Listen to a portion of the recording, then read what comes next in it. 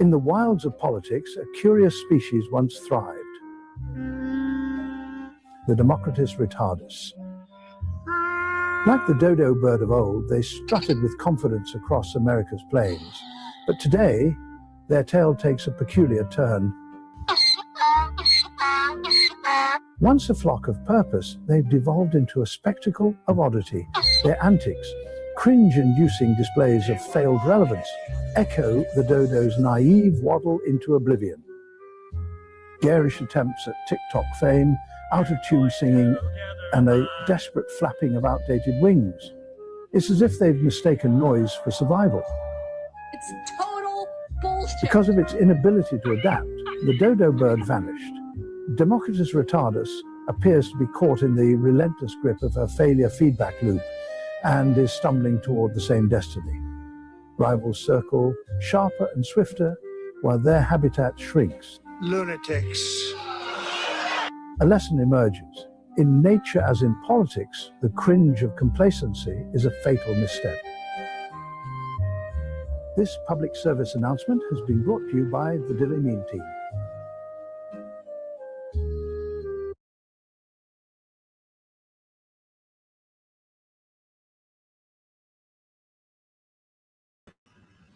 Good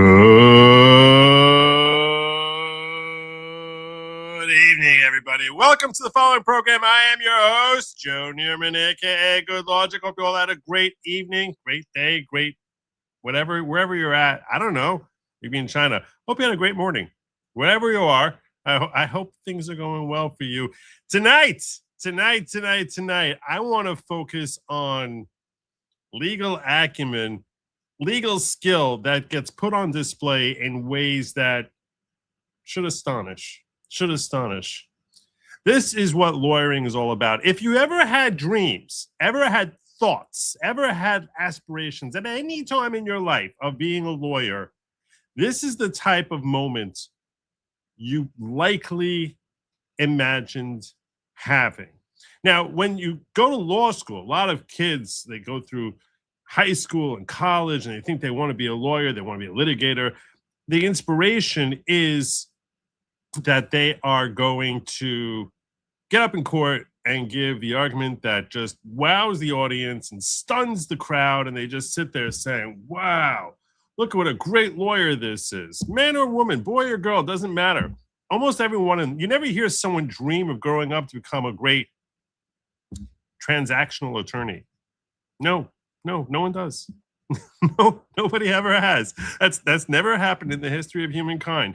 But a great litigator, if you're like me, I mean, that was a large part of my inspiration to become a litigator, is you sort of picture that grandiose moment, that Law and Order moment where you're just sort of like, everyone's like, whoa. That's what we saw in the Rick Chow trial. Oh my God. This is just astonishing work. And what I want to do for you is I want to break down for you why it's so great, what is so remarkably amazing about it, why it feels so good, and why it actually is so good, and ultimately was successful in helping getting Rick Chow acquitted for a murder charge based on the defense of others. So it was a masterclass. It really was. And it would be improper to allow it to go by without giving it its proper due. And the only way to give its proper due is actually to go through it. It's not very long closing. We've seen much longer closing arguments. If you sat through the Depp trial, you saw all of them going on and on for an hour and a half. It's like a half hour or so. And it is just, it's brilliant. It's captivating. Everything you could possibly want. Everything you could possibly want. It was just astonishing work. And those of you who are aspiring, so I want to break down for you the psychological bases as to like what's going on there. The psychological and legal bases as to what's happening when he's speaking, what he's actually doing, and why he's as effective as he is. Phenomenal. Really, really phenomenal. Just exceptional. Also, tonight's election night. Multiple states across the country. What states we got? What states we got? I got I know my state of New Jersey. I got that. I got California, Montana, South Dakota, Iowa, New Mexico, and New Jersey all having primaries tonight with critical races across the country. So I'm going to be bringing you those. Plus, we have a goal tonight. Tonight's goal is if we get 15 Super Chats quantities of $10 or more, you can check the goal on YouTube. 15 of those. Just 15. Just 15. Quantities of $10 or more. That's not a lot. When you consider it thousands you were watching, it's not that much. It's not. 15 of those. And we will ultimately, and I count Rumble Rants, right? We count shekels, shkulin, we count, just has to be in quantities of $10 or more. We get 15 of those, and I'm going to go into extended time. I'll have extended coverage, plus I'm going to give you a breakdown of the somewhat confusing but interesting criminal charges that have come against Xavier Becerra's chief of staff, Sean McCluskey, as well as Gavin Newsom's chief of staff, Dana Williamson, and the speculation that this might lead to indictments of Democrat hopeful governor of California, Xavier Becerra himself, that he himself has said contradictory things. So I want to sort of break down that scandal, because I think if you're outside of California, even if you're inside California, you might be a little bit confused by that whole scandal. So if we get into our extra time, that's what I plan on covering at that point and time. All it takes is just 15 Super Chats. 15, $10 or more. So sometimes we get there, sometimes we don't. If we get there, awesome. If we don't, love you just the same. So before I get into any of that, though, before we do any of that, I recently started doing this thing from time to time, and I want to start doing it more and more, where I start the show off just by giving you my Twitter feed, because this is like the best way of getting news from around the day. You get news from around the day, and it helps me like sort of break down, like when I'm going through this stuff, this is what I'm seeing. This is what I'm seeing. And trust me, my news feed, my Twitter feed or X feed is curated to ensure that the stuff that I'm getting, first and foremost, is going to be family friendly. And secondly, is going to be something, it's filled with interesting things. I noticed this a while ago. I did this once before, and I want to start doing it more. I noticed that whenever I'm posting about a show, which I'll usually do like around a half hour before showtime, I noticed that what tends to happen is I'll see in my feed right there below what I'm posting, I'll see just story after story. I was like, oh, that's an interesting thing. I want to cover that. That's an interesting thing. I want to cover that. So since I can't really break it, I can't really do that because it's sort of like really like, breaking stuff, breaking news. I gotta sort of, I gotta give it to you like when it comes in. So I think it's good. It's a good way to start the show off. It's a good way to sort of open up the show with things that you probably haven't heard of. You probably didn't know about. Even if you're following the news, because it's just like this is what's happening right now on X, based on what my feed is telling me. So I think it's a good thing that I want to incorporate more and more. And before I do that, Jay Schwab, Joe, I did look up how I can be a lawyer. Self-circumcised spoon. Yes, if you're a man, I'm sorry. In order to be an effective lawyer, you're almost certainly going to have to give yourself a circumcision. This guy doesn't look very Jewish. He doesn't, and I'll still credit him. Neither one seems fun to me. I've come to the conclusion I have more self-respect for myself. If you're not a lawyer, you probably have a lot more self-respect for yourself than virtually anyone in my profession. So kudos to you.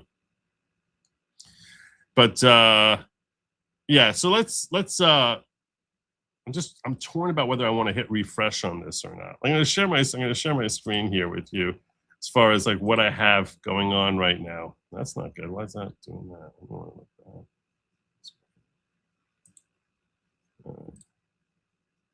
See, I post this. What's right below this? Should I hit refresh? I'm so torn because I like what's right below here. And I know if I refresh now, it's a half hour later, I'm going to see all sorts of other stuff that I'm not expecting. Oh, what the heck? I will tell you this. I will tell you this, that Scott Pelley of 60 Minutes had his contract terminated. If you're not following this story, this is where I'm like, who? What did he do? Why? Scott Pelley works 60 Minutes, is one of the interviewers there. He doesn't like the fact that Barry Weiss, who's taken over as editor-in-chief of 60 Minutes, he thinks is too right-wing. She's too right-wing. Anyone who's not crazy left-wing is too right-wing. Trust me, Barry Weiss is the first thing for being right-wing. Furthest thing, she's a New York Times reporter, former New York Times reporter, who basically got sick of just how crazy left the New York Times was and did some, she basically had her own spark out moment there. That's the best way I can phrase it, a spark out moment. And she went off to become independent and then became chief editor of 60 Minutes to revamp 60 Minutes because it's so totally revamped. And this schmuck, Scott Pelley, who will sit there shilling for the most lame news in the world, he basically had a bit of a fight. And this was the response, Dear Mr. Pelley. This came from Nick Bolton. Nick Bilton. Right. If it was Nick Bolton, I think he would be saying, he would be like basically writing the lyrics, how can we be lovers if we can't be friends? And this whole message would have a whole different, resonate completely differently. It wouldn't even seem remotely the same. It would feel completely foreign. Like, really? It wasn't Nick Bolton, was it? I think it was Rick Bolton. But yes. All right. Dear Mr. Pelley, I meant what I said in my letter last week to 60 Minutes team. Joining 60 Minutes is the honor of my career, and I'm grateful to be working alongside people who have contributed to the most important television journalism behind the brand this country has ever produced. While I'm new to 60 Minutes, I've devoted my career to investigative journalism and storytelling. I started this job excited to collaborate and to benefit from the wisdom and experience of 60 Minutes veterans, with you among them. For that reason, one of the first things I did in my new role was call you to talk and invite you to dinner. It's a profound disappointment that you rejected that overture and chose ambush instead. Yesterday, you hijacked my first meeting with staff to disparage me, my qualifications, my intentions with remarkable incivility and contempt. Ooh, contempt. I welcome a diversity of viewpoints and respectful debate among them, but this was nothing of the sort. Yesterday's performative display of hostility enacted in front of the staff instead of a civil private conversation demonstrated that you have no interest in contributing to future success of the show or approaching my new tenure with a mind open to collaboration and progress. I'm here to deliver first-in-class news programming, not to make headlines about newsroom drama. I'm eager to work alongside those who share this goal. That ain't you. Despite yesterday's misconduct, I had hoped that in sitting down with you today, we could find a path forward together. You made clear that you are not interested in such a path. Accordingly, your antipathy to the future of the show has come through loud and clear, and I have heard you. I therefore write on behalf of CBS News, Inc. to inform you that your employment with CBS is terminated for cause, effective immediately. Okay, there's a little cardboard box. Fill it up with your knickknacks that you got on your desk and clear on out. Enclosed is your formal termination letter. Sincerely, Nick Bilton, executive producer, 60 Minutes. You're fired. What do you got from Andrew Kovac? Oh, he's weighing in on Graham Plattner because Chuck Schumer is doubling down on Graham Plattner. He loves him some Graham Plattner. We're going to beat Susan Collins with this Nazi. We're going to ride this Nazi. Chuck Schumer coming out to say, I'm going to ride this Nazi like I'm Ava Braun. You have not said if you're still endorsing Graham Plattner. Are you still supporting Graham Plattner? As I said, I endorsed Graham Plattner. We're going to beat Susan Collins and take back the Senate. You're officially a whore for your party. Congratulations on officially being a whore. My party says Graham Plattner. I'm going with that. We're going to beat Susan Collins. I know the volume is a little low, but he basically said, yes, I endorsed him. We're going to beat Susan Collins. He got nothing more to say. Yesterday, we were talking about the effectiveness of, yeah, that's right, a whore. You heard me correctly. I'm pretty sure that's how it's spelled. Pretty sure that's how it's spelled. The mayor of New York has officially lifted the curfew near the ICE facility. just minutes before it was set to go into effect. So apparently they caved to leftist pressure. Rioters are now free to riot all night long again. This is a huge mistake. Maybe I should go there at 2 a.m. and check out what's going on. If I get bored, maybe I'll drive on over there.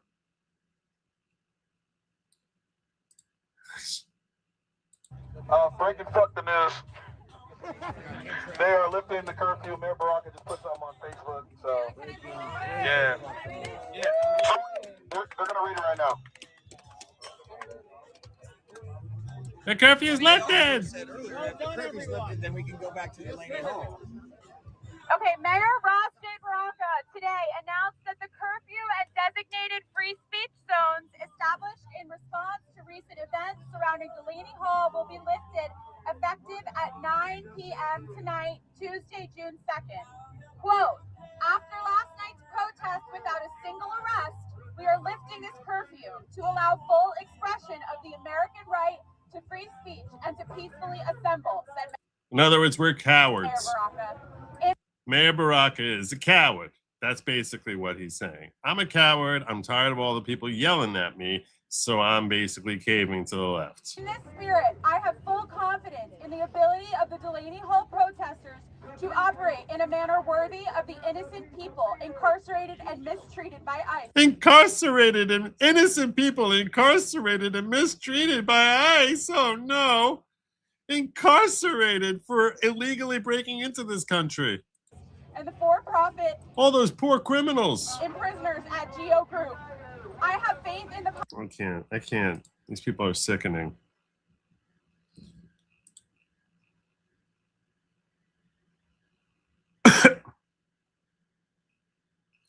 All right, it's more on the curfew being gone. This was Weiss was brought in to kill. According to a source in the room, Scott Pelley said that editor-in-chief Barry Weiss was brought in to kill 60 Minutes and is doing exactly that. hopefully. We can only pray. To the show's new EP, executive producer, telling Nick Bilton he thinks he has slender qualifications for the job. Pelley and reps for CBS did not immediately return our request for comment, but that says a bunch of network's journalists wrote a letter to Paramount's CEO today, urging him to send a clear message to staff, viewers, and the public that David Ellison respects editorial independence and press freedom. In this meeting, he allegedly said that Barry Weiss, who is the CBS News editor-in-chief, was, quote, murdering the venerable news magazine. Murderer! And in this, he, allegedly, Pelley interrupted and said, she is murdering 60 Minutes. She does not love this place. She was brought in to kill it, and she has been doing exactly that. Barry Weiss was not in the room, Hallie, but NBC News, we've reached out to CBS for comment as well. Scott Pelley. So you see that these are the two main stories going on now. Scott Pelley and Graham Plattner. Well, three in Newark, obviously. Newark's always there. Senator Kristen Gillibrand, after meeting with Graham Plattner, gave him his seal approval. Well, now we're rallying around him. Now we're rallying around Graham Plattner. We don't care if he's talking to 13-year-olds on Kick. Who cares? I'm very optimistic you're going to win the game. Senator Gillibrand, do you condemn Graham Plattner for his Twitter account? I'm very optimistic we're going to win the game. Senator Gillibrand, Did he answer questions do you directly condemn about it? Graham? I'm very optimistic. Senator Gillibrand wearing her pantsuit. And they always tend to wear it like where you can, there's an accent, there's a focus on the gut below the belt. I don't know why. It's like, it's a weirdness. It's a weirdness. I don't understand. It's almost like,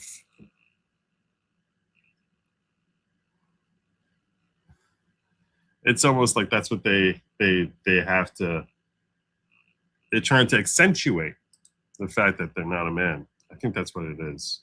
I'm not sure. Yeah, Todd Blanche also went today before Congress, and he had some spicy moments.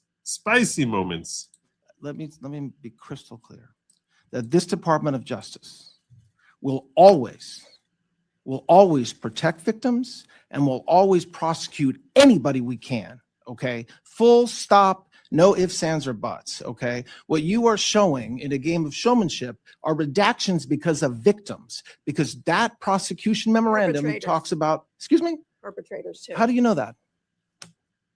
Go ahead. Talk to the Exactly. victims. So Talk to the victims. they're victims' names, which we are required to redact, required by law to redact, which we did.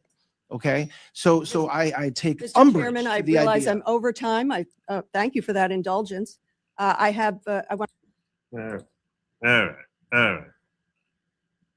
Cam Higby, another person who's down there in Newark, and the calls for violence that are going on there. And the calls for violence started. One user called Higby a Charlie Kirk wannabe and honestly added, may he meet his fate. They're such scum. They're such scum.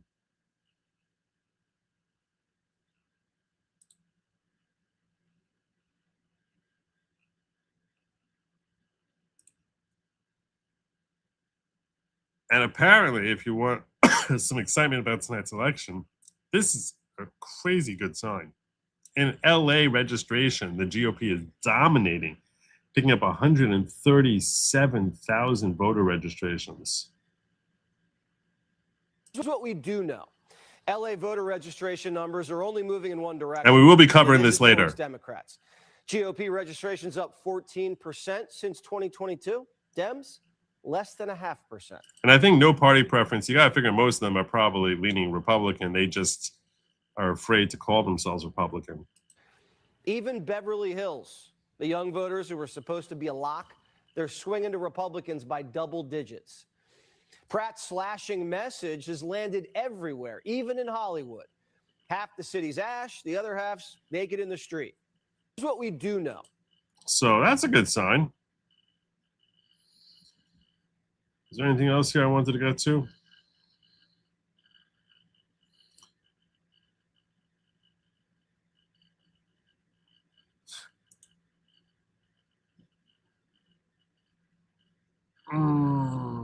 Yeah, I don't care. I don't care about this warning.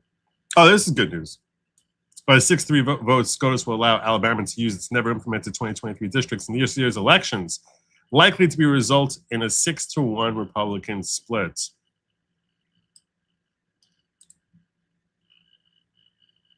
I just want to ask real quick.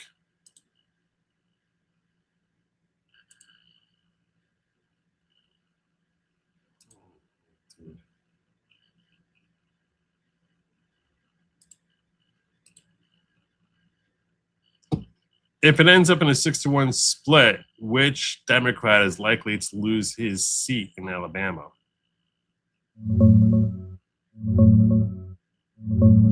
Shamari Figures, the congressman from Alabama's 2nd District. The Supreme Court recently cleared Alabama to use its 2023 congressional. I never heard of Shamari Figures, so I don't really care.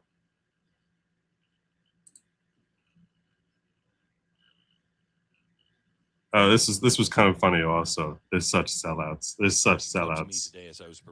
This is, and I'm not going to watch the whole Glenn Beck thing just because 4.5 minutes Glenn Beck is about 3.5 minutes more than I can really handle. But did you hear that the View's Sunny Hassan just said? She called Maine's Democrat Senate candidate Graham Plattner cheater, anti-Semite, liar, racist, homophobe. But the Democrats need to win that seat in Maine. Wow. Wow. Cheater, anti-Semite, liar, racist, and homophobe. But we need to win.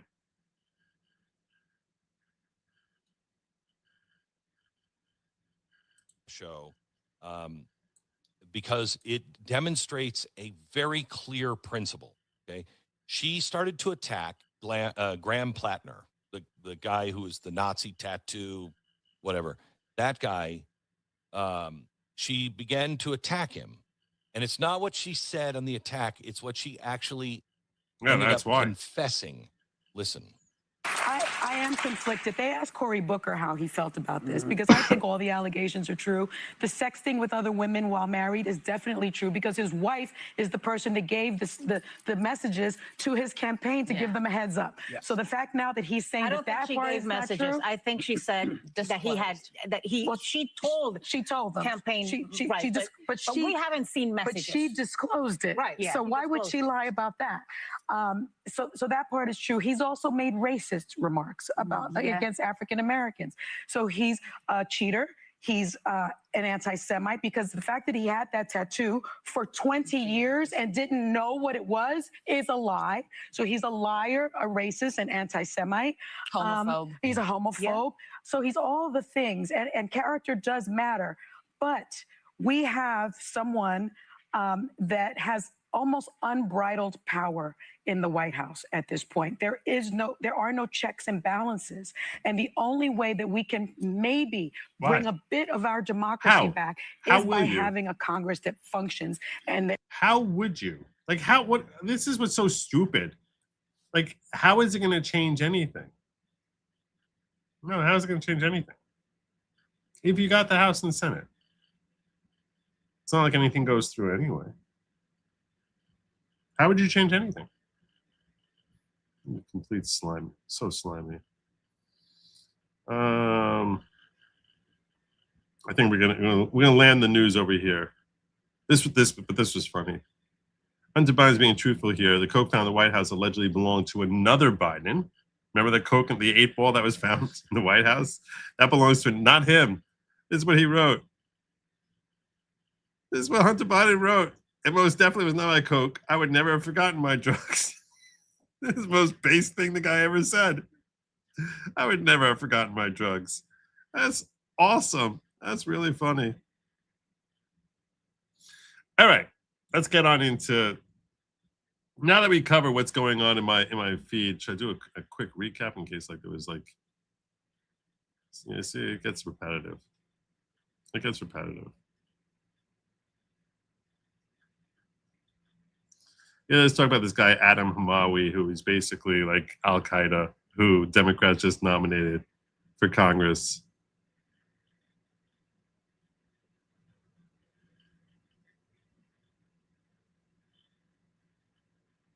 We'll save that.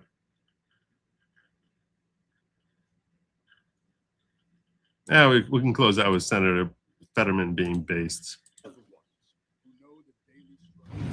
What kind of a creeper has been on a decade on a platform like Kick and send a dozen explicit kinds of messages and who knows what else? Would it be better for Democrats if he was not the candidate here?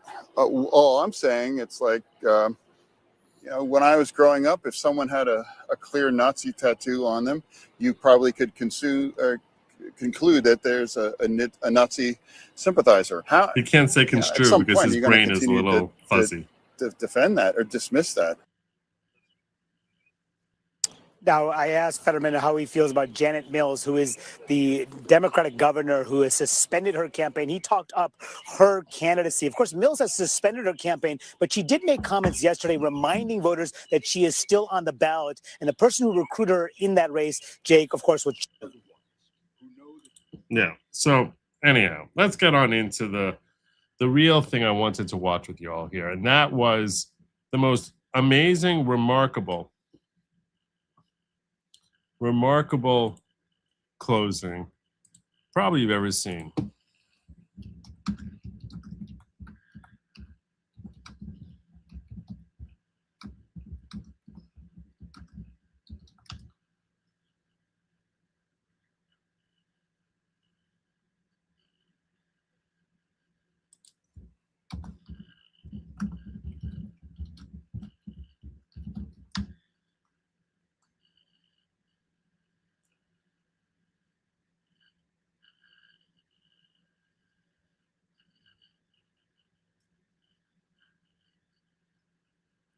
Okay. Sorry about that. Questions tonight surrounding.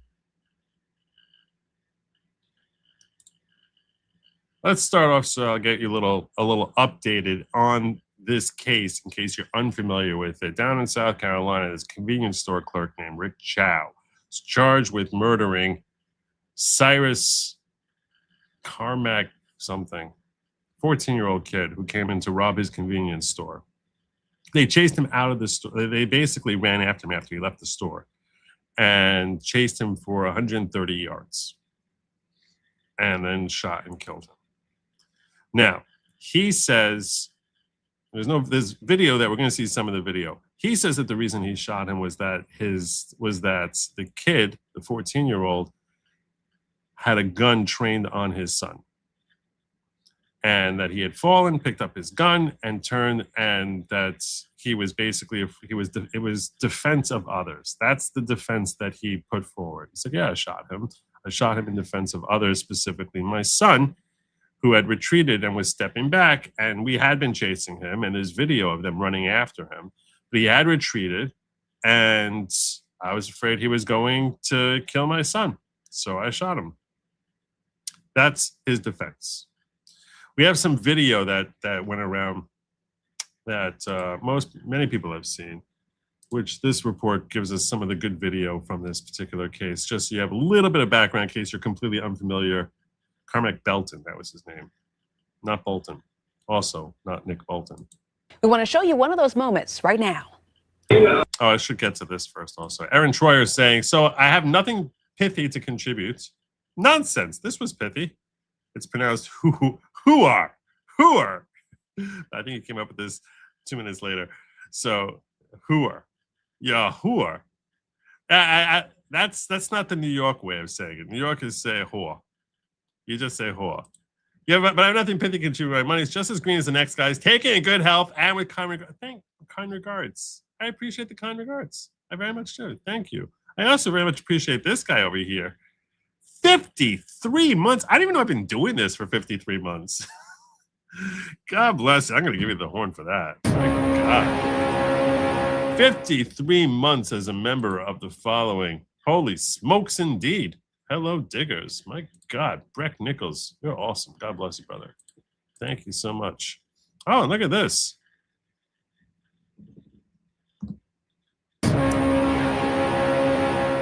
Tika 65 saying so much to say. Thank you, good logic. Thank you. Thank you very, very much for your very, very generous contribution to the show. I'm going to give you another horn. I'm even going to count that as 5 super chats. Okay? Right there. I'm just counting it. Just because it's been a minute since I've seen a 50 out of the ghetto. So I'm counting that as 5. Right there. Right there. Because I can. I'm counting it as 5 right there. All right. So this is video from the convenience store. This young man in the red here is 14-year-old Cyrus, who they're unaware of the fact, or there's questions. So let me correct that. There's questions as to whether or not they know he has a gun. The defense wants you to believe that they didn't know, but they say he did. But he does have a gun in his pocket. He had just been acting suspiciously in the perspective of the Chows. That's Mrs. Chow over here. And the way he was sort of scurrying around by the bottled water section of the refrigerator. So she tried slowing him down before he left, afraid that he was going to steal. I don't got no water in my pocket, bro.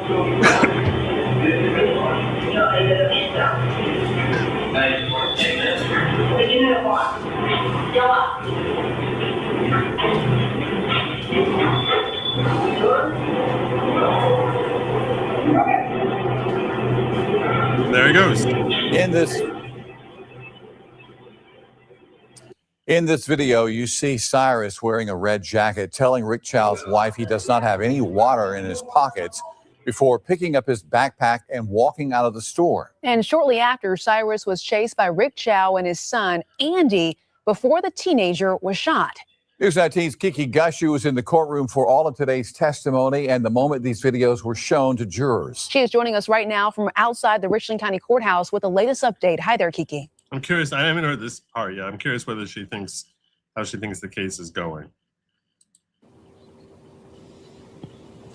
Erica, JR, today's testimony moved away from what happened in the street that night Cyrus Carmack Belton was shot and moved back into the Shell gas station that Rick Chow owned. Now, today, most of the afternoon was spent showing the jurors, the prosecution showing the jurors, surveillance video from that Shell gas station. They also brought to the stand a new witness, investigator Tama Jordan. Now, the state played surveillance footage showing Cyrus inside the store and questioned former investigator Tama Jordan about the gas station's camera system. Jordan testified Rick Chow's familiar with the surveillance equipment, and prosecutors repeatedly asked whether those cameras could have been used to help identify Cyrus later rather than chasing him. Do you think you would have some tools to help identify him? Yes. And investigate whether or not he had stolen water? Yes. Do you feel confident law enforcement could have handled this? Absolutely. Also presented testimony from a firearms expert who said the bullet recovered in the case matched a Glock 45. Look at her eyeing him over there as he's sticking water in his thing. Apparently he put water in, put it back, whatever. He was sort of going back and forth. Late in the day, the defense shifted its focus to Cyrus's possession of a firearm, showing jurors a social media photo taken the night before the shooting that showed him holding the same gun found at the scene. The final witness of the day was a forensic pathologist who testified about the path of the bullet through Cyrus's body, as attorneys continue to debate what his position was the moment he was shot. And court has now wrapped for the day. The state is expected to rest tomorrow, and then it will be the defense's turn to bring witnesses to the stand. At 11, I'll be bringing you a recap of all of today's testimony. Stay tuned for that. And I'll be in the courtroom for the rest of this trial, bringing you the latest. Live in Richland County. I will say this. She looks like she's struggling with this report. From trying to do exactly what she's doing, watching a trial and then trying to capsize it and break it down into a nugget for your audience, it's much more challenging than you can imagine. Much, much more challenging than you can imagine. It is. So I sympathize with her. I don't think she's doing well with it. I'm sorry. She seems nice, but I can understand the struggle because it's a skill. It takes time to work and develop on. Whenever I would do updates from the courthouse, I would sit there. I would just sort of plot out what do I want to say. I'd sort of like spend like 3 minutes, like just sort of pacing, like how do I want to frame it? How do I want to frame it? And then I would start off my report and just launch into it. And it's challenging. It takes your brain has to be flexible to like sort of encapsulate what you've gotten that were key moments from today's testimony. It's tough. Kiki Gushu, News 19, WLTX. Struggle's real, Kiki. All right, Kiki, thank you so much. News 19's Christy Calcagno sat down with an attorney today to get a better understanding of what happened today. All right, so I don't need to hear any more about that. I think you got the general feel. Let's get into the closing arguments. And I'm going to break down for you why these closing arguments were so spectacular. What about it was really just remarkably exceptional.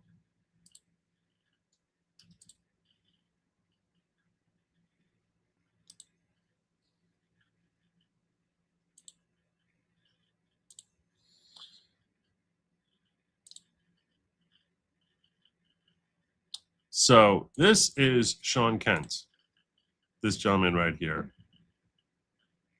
And the man got skills. The man got skills.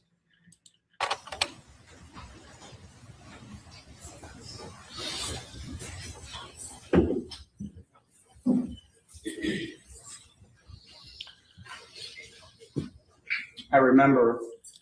Now, let's just pause for a moment and notice here, first and foremost, he's dressed very sharp. He's even going to incorporate that. It's actually a little bit too sharp, almost, how well he's dressed.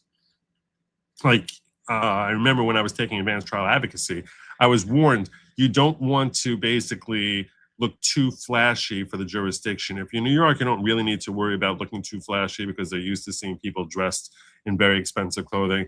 But if you go to South Carolina, like that was, I think it might have been the very state which was given to me as a suggestion. You don't want to walk in there and basically have everyone feel like you're completely unrelatable. He looks as if he's got this expensive watch. He's got this, tailor-made suit over here, his little pocket thing. It already feels like, he's got some flash to him, which is a little surprising. And one of the things you're going to hear me compliment him on is how he actually brings this in to strengthen his closing. And the other thing I want to point out to you is no notes. No, he's not reading. He's talking to the jury. You want to persuade someone, you never persuade someone by reading to them a speech. That's just not going to work. It's even not really helpful if you have cards, because it just sort of makes it seem as if you're not really talking from your heart. He stands up there with his hands clasped, and he looks like he's introspective as he gets up there. This is a performance that he's doing, a great performance, because it comes across very sincere. So look at how he holds himself there, like a little humility, but confident.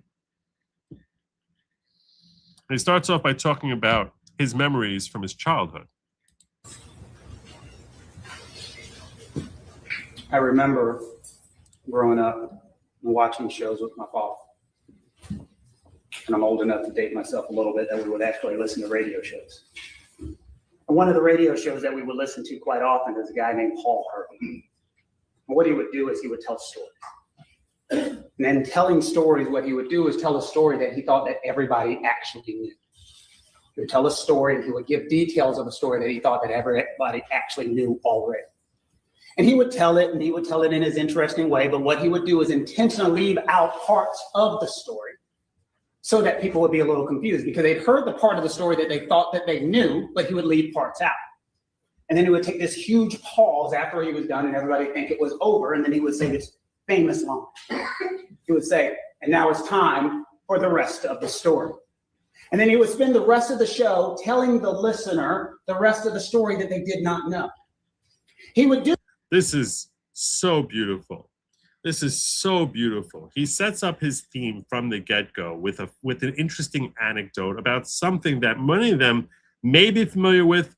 Many of them, the younger ones, are almost certainly not familiar with, by introducing them to this Paul Harvey, who did become famous for saying, "And now you know the rest of the story." And he had an iconic voice, Paul Harvey. And what he's describing here, anyone who heard Paul Harvey would certainly agree. He was a great storyteller, and that's precisely how he did it. But by sharing it this way, it's almost like Paul Harvey became a voice of truth. What he does psychologically here is he becomes Paul Harvey. He turns himself into Paul Harvey, where it's like he's trying to now take all the evidence they've been hearing for the last several days about this trial and capsize it in a way that he becomes the truth teller. He becomes the narrator. And as narrator has ultimate power. If you ever saw the movie The Usual Suspects, one of the things, and a spoiler alert here, in case you haven't seen it yet, I feel bad ruining the movie for you because it's a phenomenal movie. Way too much cursing. Just Blink 182 level cursing. Insane amounts of cursing. So much so that, the women in my family can't even watch it because they get revolted by all the cursing. But it's the whole point is the point of the story. In fact, I'm not even going to ruin it for the handful of you who have not yet seen The Usual Suspects. But I'll tell you right now, the very point to that movie is just how much power a narrator has. How much power a narrator has. And over here, he basically steps into the shoes of the narrator and becomes Paul Harvey, a trusted voice, becomes a person who now and relies on Paul Harvey's catchphrase of the rest of the story in order to give the jury a completely different perspective from what they've been hearing from the state. And saying, they told you their story. Now let's focus on the rest of the story. So you're actually really informed. It's a brilliant approach. And he does it in a way that's very comfortable. Like you want to listen to more of him. I'm almost doing him an injustice by cutting him off because his flow and rhythm is actually very strong. So I feel bad doing this, but I just want you to understand psychologically what's happening here and why he's so effective. The only way I can do that, short of giving you the whole thing and then breaking down moment by moment, is, which that just seems a little bit much, is by breaking up. But trust me, his timing and his pacing and how he's able to deliver this is exceptional, really exceptional. I know that Branca had a great breakdown. I'm sure he did. He's the one who told me about this closing. And he knows the Chow family had a legal right to pew pew at least 5 generations back. Family honors mean something to these people. I don't know about I don't know. I'm really focusing much more on the litigation style of Sean Kent here, an attorney I never heard of before today, and just tell you that this guy has remarkable talent and understanding of how human beings think. This because he understood people. He understood that we are a generation of people who simply listen to headlines, listen to flashy things, and don't hear the rest of the story. He understood that if he could tell just small parts of the story in the way that people thought that they understood them and didn't hear the rest of the story, then they would believe things one certain way. And the way that he did it was fascinating. It was interesting. People started to understand that that's the way we have to start listening. Because if we only hear part of the story, then we can never get to the truth. And so as we sit here and get ready for our closing argument, all we're going to do now is tell you the rest of the story. I will tell you wholeheartedly, and this might come across as a shock, I agree with some of the stuff that the state of South Carolina said. This is a very clever ruse, which is popular amongst litigators because it's so effective. Where you're basically saying, I'm not sitting here telling you that every word they told you was a lie. There's certain things in there that are true. So let me tell you the parts of it that are true. It makes you seem like the reasonable person in the room. The reasonable person in the room is someone who's going to be a voice of reason that you're going to listen to. So by giving concessions about parts that the state has offered that he's agreeing with, he further entrenches himself as a reliable voice. They got done with their closing argument. Folks next to me said, do you want to take that dollar down? And I said, no. Because let me tell you with unabashed honesty, they are 1,000% right about the following statement. If Rick Chow executed a human being over a $1 bottle of water, enjoy hell. Let's make that clear. If Rick Chow shot a man in the back stealing $1 bottle of water from his store, you do what you will. Because there's nothing to justify this back and forth. Was he right? Was he wrong? It doesn't matter. Taking a human life over a bottle of water is absolutely ridiculous. Look at that concession there. He's basically like, if what they're saying is true, if that was the whole thing, I say he should burn in hell. To hell with him. What who the hell kills someone over a $1 bottle of water? That's what the state basically tried hanging their whole case on. They shot him because he took a $1 bottle of water. They're monsters. They're racists. Or what, the typical messaging. And he's like, if that really were the truth, if that really is the truth, if that's what you think is the truth, if that's what happened here, then he should burn in hell. It's great. It's great. Because that's the reasonable man perspective. It's wrong under any way that you could possibly look at it. And that's why the state has gone out of their way to put this $1 bottle of water up, to put this picture up, because they want you to believe that this is what this case is about. The rest of the story. It has nothing to do with this water. It doesn't. Because if that was what it was about, this wouldn't be a complicated case. You can see that the state put a lot of effort into their graphics as far as, trying to sell, to really sell it. They actually spent the time writing $1. I mean, I guess you could say something for the minimalist element as far as, trying to try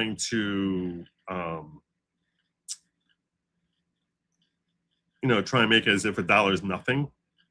But you could put a dollar bill up there, photocopy of a dollar bill or actual dollar bill. I don't know. As we sit in front of you, the things that we have to talk about is we have to break down everything that we have watched in this case. Yeah, that woman over here is the court reporter. The judge is a man sitting in the background. We need to break down what the state of South Carolina has presented to you. And as we break it down, we can break it down inside of 3 classes. I agree with you. It's very smart to have a black lawyer.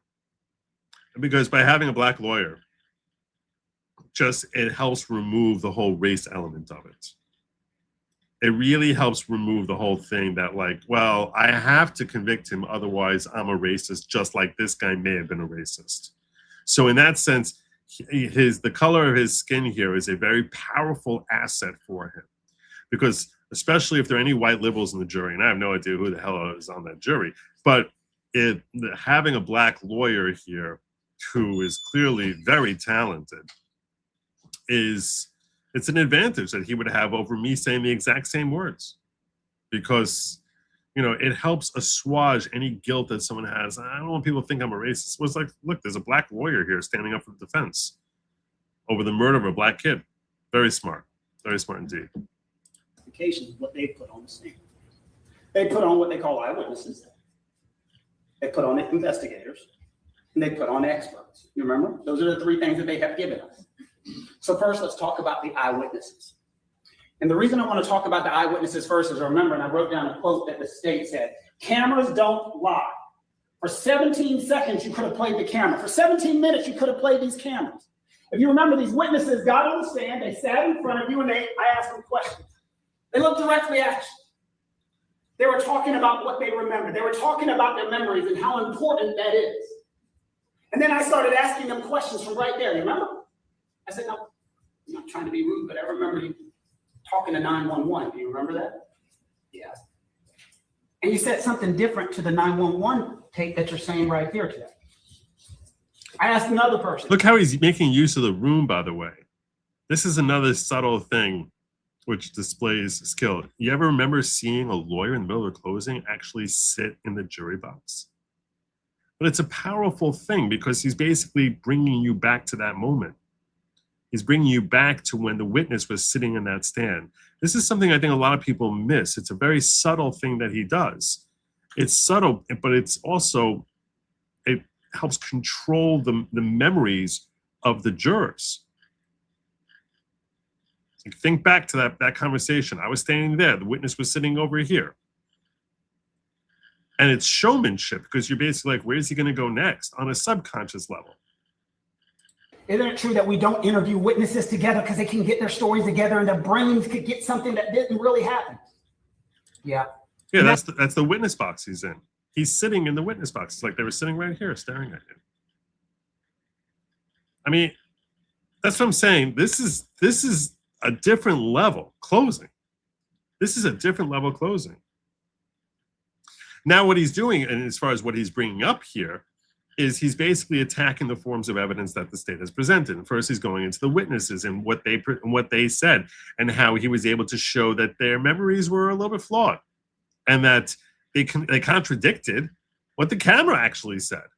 So they're like, and he's going to really hit on the fact that why is it the state didn't show you the camera? Instead, they wanted you to rely on these witnesses because the witnesses were giving you what they wanted and the cameras wouldn't. That's on video, correct? Cameras don't lie. And that becomes something he's going to say a lot. Cameras don't lie. Cameras don't lie. Cameras help us. Cameras don't lie. 911, and then the 911 call, they said they didn't see anything, correct? Cameras don't lie. But don't you remember, and I asked one of the witnesses, isn't it true that you told them something and they said that was completely impossible?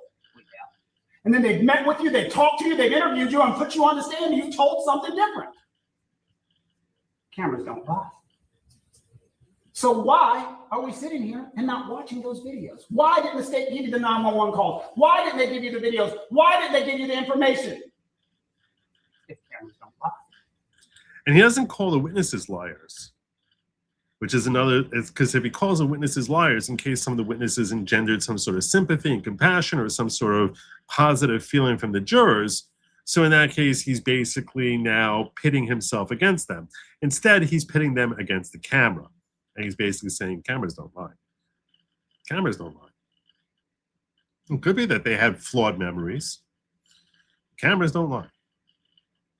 So disregard what the witnesses told you because cameras tell you what we want you to tell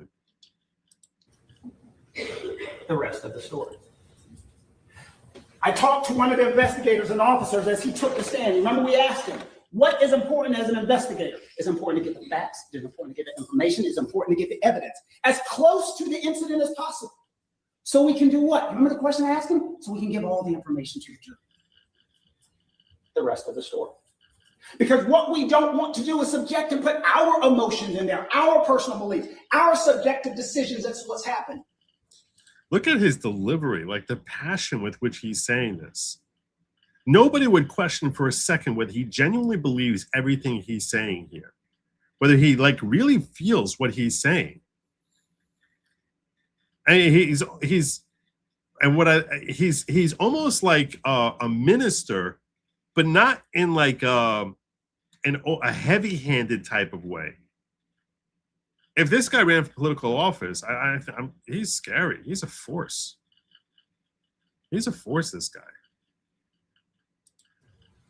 The rest of the story. But for some reason, the state of South Carolina doesn't want to give it to you. One of the witnesses took the stand, if you remember correctly. Detective English took the stand. You remember? One of the first ones they put on. And they put the videos up on all of these screens, all this technology that the state of South Carolina has. And they put up all of it. And one of the clips they put up was of Rick Chow's statement. You remember? And they played it, and it said, my son saw, I didn't initially see my son that he had a gun, so when I looked at his hand, and then what did that officer do? He just walked away. We knew there was a second part of the video. Cameras don't lie. It would have taken how long was the quote?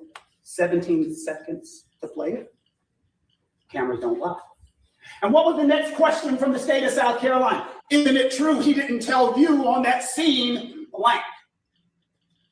Cameras don't lie. So we literally... The guy walked away. He started telling you and you walked away. So he didn't tell you at the scene because you walked away. But you didn't want us to, you didn't want the jury to see that he walked away. His cameras don't lie. Early. Had to make sure you knew the rest of the story. And what did we do to tell you the rest of the story? We brought that other officer on to tell the rest of the story. You remember, it went right together. The rest of that statement. My son saw, I didn't see it initially. My son alerted me that he had a gun. So when I'm going to go talk to his son, that's when he walked away. And then the statement kept going. Look at his hand. He actually had a handgun in his hand. The rest of the story. He got up running, then my son yelled, he's got a gun. So when I watched, there was a gun in his hand. That would be some important information for the state of South Carolina to tell you. Look at the fire. But they needed to be about $1. They need to scare you. They need to make you afraid. They need you to think the great Rick Chow, this evil human being over here, killed a man over $1. And that is disgusting. That is awful. That is abhorrent. But that's not what happened. The rest of the story. We don't want to tell you the rest of the story because if you hear it, then you get to make an intelligent decision, and we don't want you to make an intelligent decision. We don't want you to hear the 911 calls. We don't want you to watch the videos. We don't want you to hear what Rick said at that moment, at that time, without a lawyer, without anyone telling him what to say or do. We had to play those for you. The rest of the story. And as we get in there and we listen to this and we go through all of this information, it becomes incredibly important. We then had investigators take the stand. You remember the questions I asked of the investigators and why they were so important. The state of South Carolina, for you to make a decision, has come in front of you and said, put witnesses on the stand. Guns aren't that bad. 14-year-old kids have guns all the time. This is like what the state invariably ends up doing. Sometimes you have to take a beating. Lots of 14-year-old kids have guns. What do you got to make such a big deal about a 14-year-old carrying a pistol for? Why do you care? And they had witnesses literally with their hands on the Bible looking at you, talking about, guns are prevalent. It's not that big of a deal. That was the testimony. I didn't make that up. That was the testimony that they submitted. Do I think they believe any part of that? Not a line of that. But they have emotion. They're upset. And they want you to believe it's about a bottle of water. It's not. The rest of the story. And then there was an expert who took the stand. I said he seems like a minister. He has to have a fundamentalist Baptist minister in his family tree. That's what I said. But he doesn't do it like, he doesn't go too far. He walks right up to the line and then dials it back. He doesn't make you feel like he's about to say, give me an amen. He doesn't do that. He gets emotional and delivering his message and listen to how he's doing the whole repetition, the rest of the story. It's by now you just assume without even thinking through every time that he says rest of the story, that the rest of the story is automatically exonerating Chow. It's whenever he says that, it's exonerating Chow. He's innocent, valid self-defense. Rest of the story. The rest of the story says he's okay. The rest of the story says this was a lawful shoot. The rest of the story says that he's not the evil monster that the state wants him to say. Just think about the rest of the story. Don't act with emotion. Listen to the rest of the story. He built that, baked that into the beginning with his Paul Harvey discussion, turned himself into the jury's Paul Harvey, and now is filling them in with the rest of the story. Brilliant. It's perfect. It's amazing. Remember, I asked her a very directly question. I had her sit right here. She stood in front of you as if she was Rick Chow. And I showed her what we said Mr. Belton could have been doing. And what did she say? Yeah, that's possible. The rest of the story. She described the bullet path, back to front, right to left, slightly upward. The rest of the story. We got to avoid all of that because that changes our narrative. So now we go into what they did present. And that right there, by the way, is reasonable doubt. As soon as he's training a gun on them, if you think it's possible he's training a gun on them, you have reasonable doubt. But he's just dissecting them. And let's talk about the part of the case that we're all wondering about, the thing that everybody's there, and if it's in your gut, it should be in everybody's gut. And they spent their entire case. Their case was a day and a half, and most of it they spent it on one part. The chase. The chase. The chase. They shouldn't have done it. They shouldn't have done it. They shouldn't have done it. You remember one of the witnesses, the investigator, got on the stand, and I had to ask him the question, is there anything illegal about that? No, sir. Now, this is something that's essential. Without this, he cannot win. You have to take their most critical point, the thing that's going to make the jury emotionally latch in and try and railroad your client, try and destroy your. He's attacking the root of why it is that the jury would be mad at this guy. It's not just the shots. It's you ran after him. Why the hell did you have to? If you didn't run after that kid, he's alive. What? And that's what the state's in. The crux of the state's cases. If you don't chase him, you just let it go for $1 of water. Just let $1 of water go. He's alive. Now he's dead. Why would you do that? Why would you do that? And what they're engaging in with that really is Monday morning quarterback. You think they thought that, like, oh, this means I'm going to end up having to shoot this kid? So first he attacks that by basically, so he's shrewd enough, he's skilled enough, he's seasoned enough to know that the jury is going to be fixating on the chase when they get back into deliberations. There's no way they're not. They're going to be fixating on why did you run after him? You ran 130 yards after that kid. That's more than a football stadium, a football field. You're running like more than like nearly 1.5 football the length of a football field chasing after this kid. Why are you doing that? Just let him get away and just forget about it. It's $1. So that's the hurdle he needs to overcome here. So that let's go back. I don't want to interrupt him in the middle of that. So, and he recognized, he's like, I know this is what it's going to be in your gut. This is what you have to be thinking about. Who wouldn't be thinking about that? Case was a day and a half, and most of it they spent it on one part. The chase. The chase. The chase. They shouldn't have done it. They shouldn't have done it. They shouldn't have done it. You remember one of the witnesses, the investigator, got on the stand, and I had to ask him the question, is there anything illegal about that? No, sir. But that's what they're talking about. Well, common sense. We don't want you to do it, but it's not illegal. That's an important distinction to know. This is a store. The testimony was they've owned it for 11 years. The margins are small. You've seen the wall of shame. People have shoplifted. People have stolen. Chased them. I've been stolen from. I chased the people to Georgia, flat out. It's their property. They're emotional about it. And that's why he ran after it. The question isn't, do you think it's right? The question is it legal? And then you go to the second part of it's illegal. If it was illegal, don't you remember Andy Chow said up there on the stand? And Mr. Scott got right in his face, and he was yelling at him, and he was going angry with him, and he was saying everything to him. But the one thing he didn't say to him is, and you have been charged with following this young man out of the store. And you are criminally liable for following this young man out of the store. Because he's not. He's not liable. He's not criminally liable. He has not been charged. And he did not do anything wrong. But when you Monday morning quarterback and come back and look at the situation and say, well, why? You know what? They could have done this. They could have done this. They could have done this. Because that's what the state's case is. Think about it. How many times did you hear throughout the course of this trial the great state of South Carolina say the following sentence? They could have done this. They could have done this. They could have done this. They could have done this. They don't have evidence to offer, but they have fear, passion, emotion, and they want to get that out of you. They want that fear, passion, and emotion, and for you to ignore the law.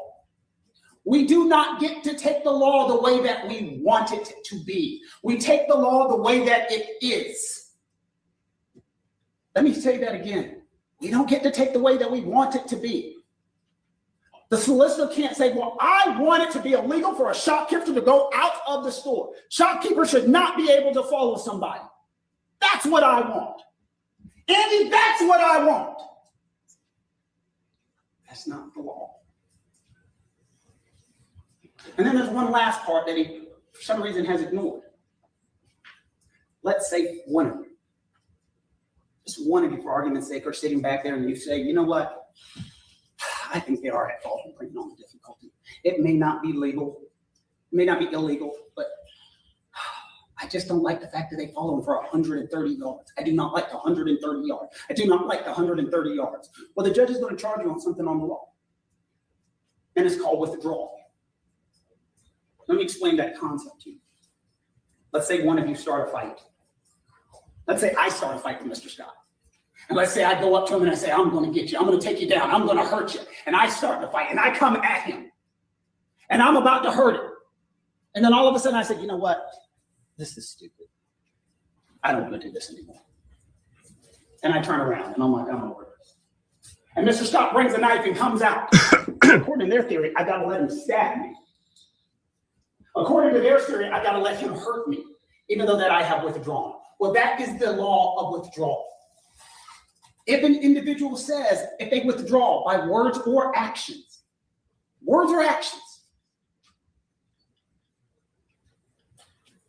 their right to self-defense is back on the mark.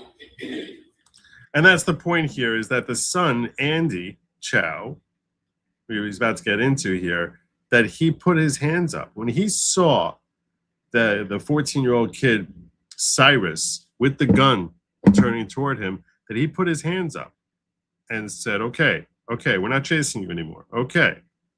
And he's still training the gun on him. The rest of the story. And don't take my word for it. The judge is going to instruct you on the law, and that's one of the things he's going to talk about. So when we talk about the chase, when we talk about why did they run out of the store, when we talk about— And I like this, that he basically references the judge, because it almost gets them fixating on when the judge talking about the withdrawal, which is what he wants them to do. When they're reading the jury instructions, it starts to become a blur. You know, me, I'm an attorney, so I'm listening to jury instructions. I'm kind of interested by the way it's worded, because I understand the key distinction between a word here or there. So for me, jury instructions are far more interesting than they are for your average juror. That I'm pretty certain about. And when they're reading page after page after page of jury instructions, and they can go on, I've seen them go on for 50 pages, probably not that long here, but you know, I've seen them go on for 50, 75 pages, and they read the entire instruction. I sat through a jury instruction that took the judge like an hour and a half just to read in jury instructions. It's painful, even for me, and I enjoy jury instructions. At a certain point, your brain shuts down, and you're just like, so he wants them focusing on this withdrawal, because if they focus on the withdrawal and really focus on the law, he wins. He knows that. So that's why he says, here's what the law is, and don't take my word for it. Listen to the judge. The judge is going to tell you. And this way, when the judge mentions withdrawal, all of a sudden, because he says this now in this lively way, it gets them to perk up and really start thinking about withdrawal. You're already getting the jury to start working in the direction you want them to go. Because once they're thinking about withdrawal, if they're even contemplating the significance of withdrawal, They're almost certainly going to acquit. So that's why he does this. There's so much to love about what he does here. It's just great. They shouldn't have gone out of the store. As I told you, you legally have a right. The officer, their own witnesses told you, they legally have a right. This officer with 25 years of experience, dealt with shopping, dealt with this. He says, we prefer you not, common sense. But then there's a last part of that wasn't on their little pretty board. The right to withdraw. When Andy Chow testified, when he told you what happened, he said, I was following him. I was running after him. He fell. When he got up, he had this gun. And then I went this way. And as his hands are up, remember I asked him directly, the gun was still pointed at you. Yes, sir. You were looking directly at the barrel. Yes, sir. And then what did you hear? I said to my dad, he's got a gun. He's got a gun. And then what did he say his dad said? Drop it. Stop. Drop it. No. There's nothing more withdrawal than that. When he is yelling, stop it. Drop. No. That's a withdrawal. Which that's a question of fact, to be fair. Is that a withdrawal? Is that a threat? I don't know. But he's basically portraying it for the jury as a withdrawal. Now, the jury can decide, is that considered withdrawal or not? That's part of the questions of fact that they're charged with deciding. But he's built so much work into baking in that he's the narrator, he's Paul Harvey, he's the voice of truth, he's giving you the rest of the story. That when he says the father is screaming, stop, drop it, no, that's withdrawal. But you could read it that way. You don't have to, though. But that's part of the trust that he's relying on, the trust that he's earned in the way he's presented this closing so far. So when most people are listening to that, I don't think they're even thinking about, is that withdrawal or not? They're just sort of taking it as a given that, yeah, that is withdrawal. That's saying, look, man, you got it. You got the gun. I'm good. They love to say that everything could have stopped. I mean, the hands up is obviously withdrawal by Andy, but it's like, is it really withdrawal if, the father is still there with the gun? Is that really withdrawal?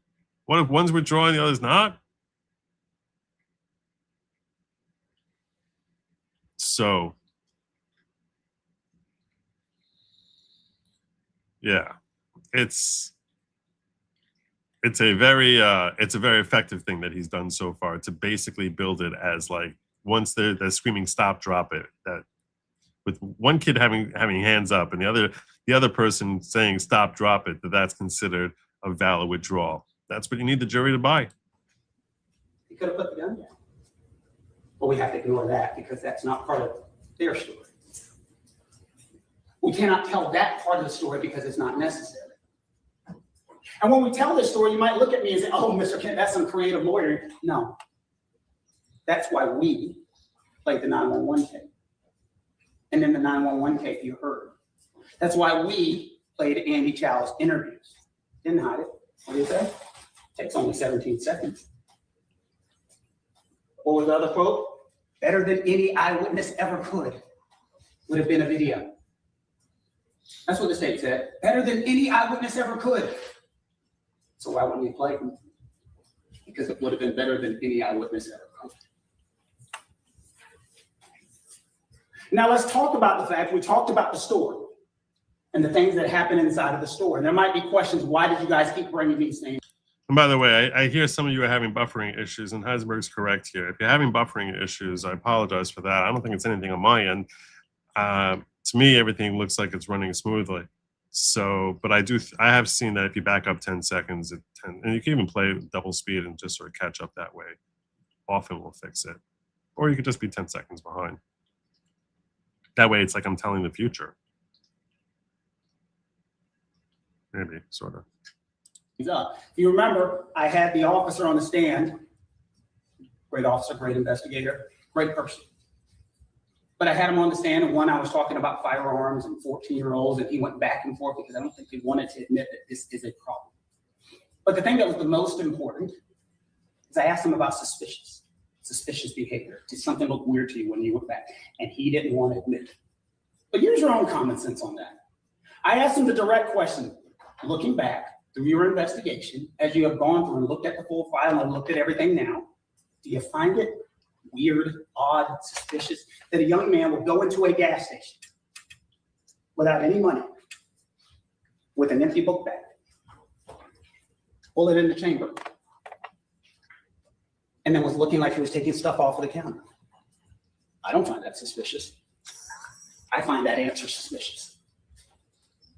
The reason we brought this up is not to suggest I don't know what Cyrus was doing. I don't. But use your common sense and ask yourself, that does seem strange. And the reason we bring that up is that would explain why Andy, who was sitting at the front counter, looking back, is watching this and going, he's acting strange. He's acting weird. He's putting water back up, water back up, water back up. It looked weird to me. And then he came up to the counter with his hands in his sleeve, and there looked to be something heavy in there. I didn't know what it was, and so I asked him, and he did this, and it looked like there was something heavy in there. It was the gun. Did Andy know it was a gun? Absolutely not. But you can understand why Andy would have said there's something strange going on. His behavior, something in the pocket, going weird with the water, that's what was strange. So that is to explain why Andy made the unilateral decision that there was something strange going on here. And then Andy made the decision to follow him out of the store, chase him, run after him, whatever you want to call it, but he made that decision based upon a reasonable belief of what anybody would have thought something strange here.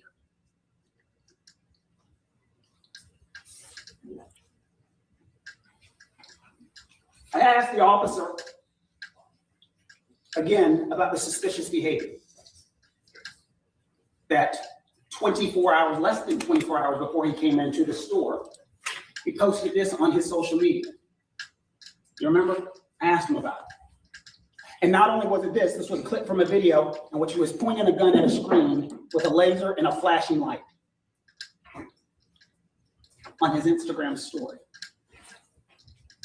You put all that together, you can explain that someone's behavior would have been a little strange.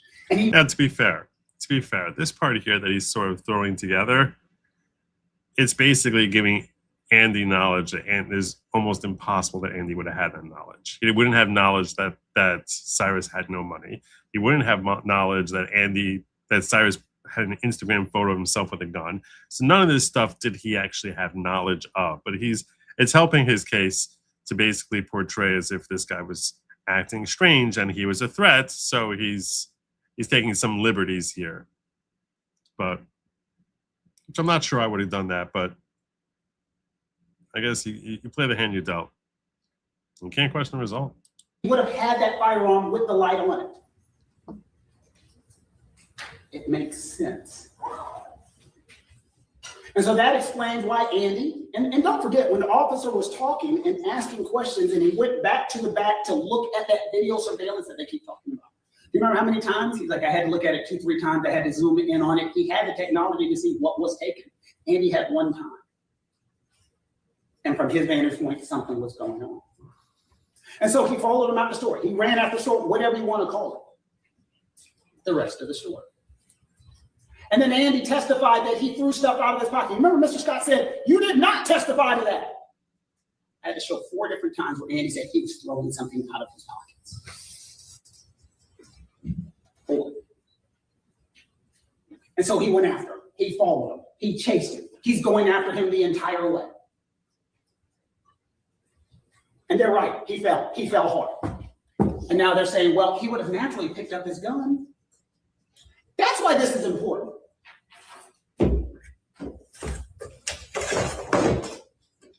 He's running. Or let's put it this way. Let's try 2. 1, he's running and it's in his pouch. He falls. The light goes off, but the gun stays in the pouch, I guess. Or the gun comes out, I guess. I don't know. But he picks it up. And that's what they just testified to. He picked it up. The judge is going to tell you something else about defense of others.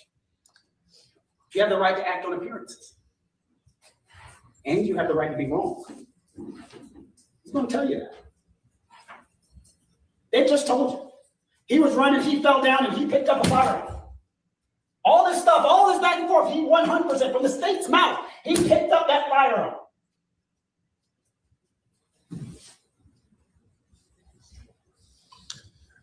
You have a right to be wrong. Okay, now this is this is one mistake that he makes. You don't point a gun at a jury. I don't care if it's unloaded. I'm sure it's unloaded. You don't point a gun at a jury.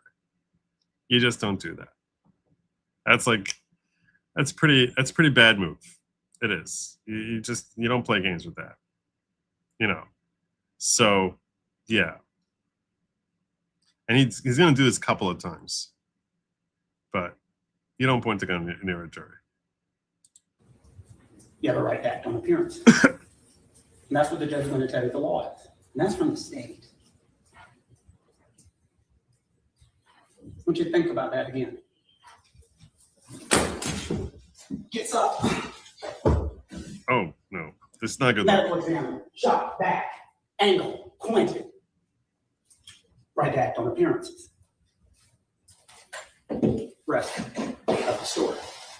Or take it another situation. He fingered the jury. What makes sense? Maybe How you doing, Ed? Maybe the light's on the fire. And then as he's running, when he falls, that's when it comes off. We don't know. Because the burden of proof is on the state to prove what happened in that situation. And they've just admitted the one thing we know for a fact is he picked up the firearm. That's from them, not from me. That was their admission. And then as he picks up the firearm, then we have to go with Andy's testimony. And he's right. If you don't believe what Andy says, if you think Andy is 100% a liar, you can stop right now. Andy's lying. He made it up. This is completely not true. The gun was never pointed at him. He never saw this silver barrel that he only would have seen after he saw Discovery. Right, just put the gun down. Just put the gun down. We get it. Just put it down. He never saw it. And then let's take that one step further. Not only that you must believe that he is a liar, you must believe that Rick Chow is the most creative, smartest person in the history of the world. He is clairvoyant, if you will. Let's give him an Oscar. Rick Chow was able to decide. You know what? I'm going to kill this guy. I need to figure out when he's going to come into the store. I like what he's doing here, and you can see like the theatrics are great.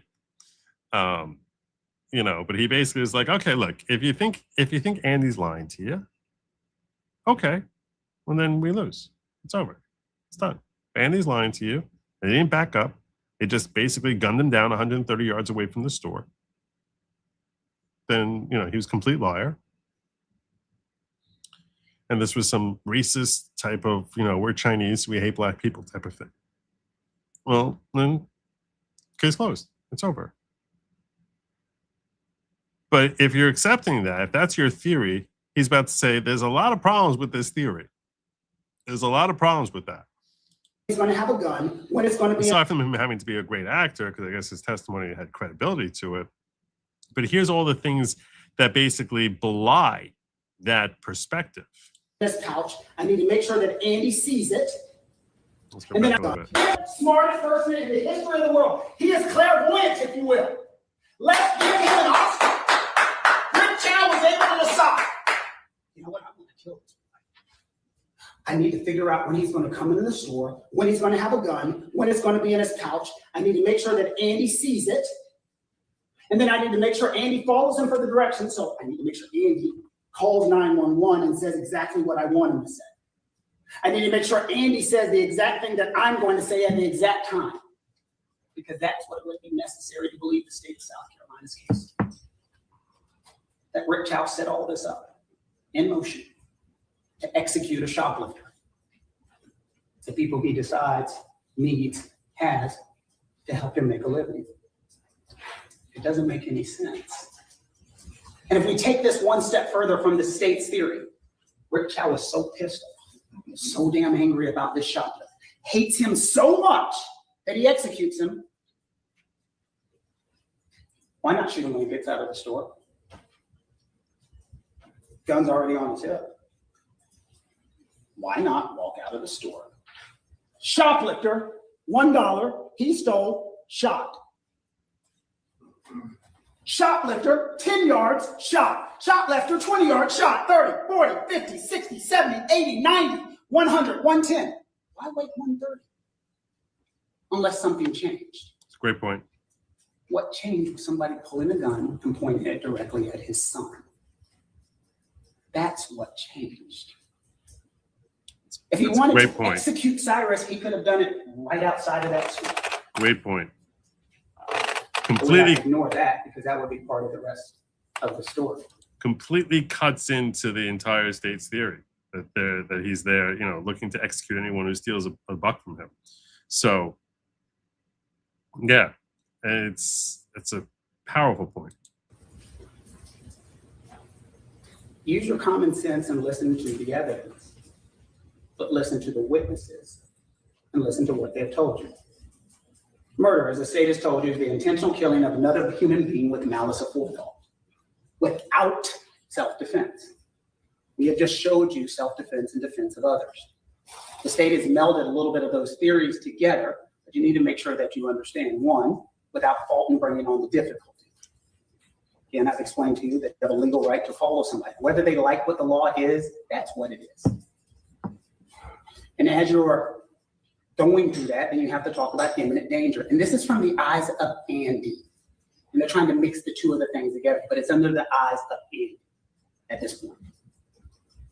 As Andy, does he have a fear of imminent danger?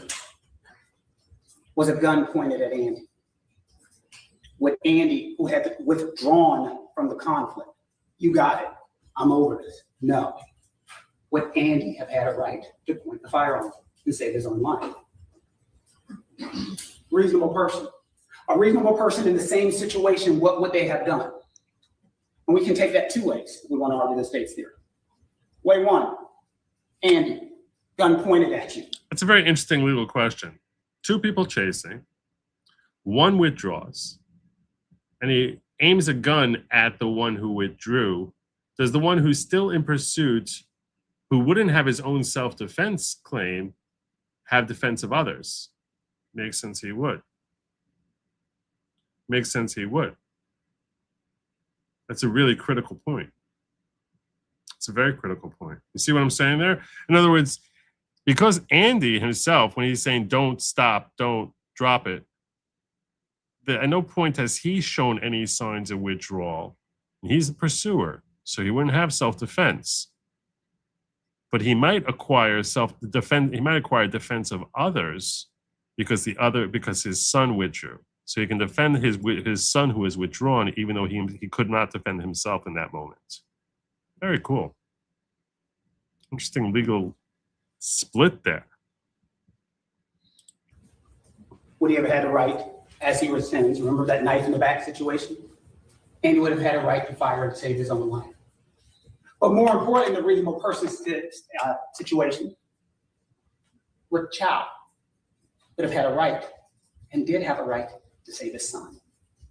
The strongest evidence that was given in entire this case, when the officer got on the stand and I asked him that question, and I said, have you ever fired your firearm? No. Have you had a firearm pointed at you? Yes. I didn't fire. What if someone was pointed at your loved one? Yeah. I asked that same officer the situation when officers are chasing somebody and you chase them incorrectly. Remember we asked them that question. You chase somebody incorrectly, what happens? We chase them incorrectly, it does happen. And just to let you all know, there's like 6 minutes left on this closing.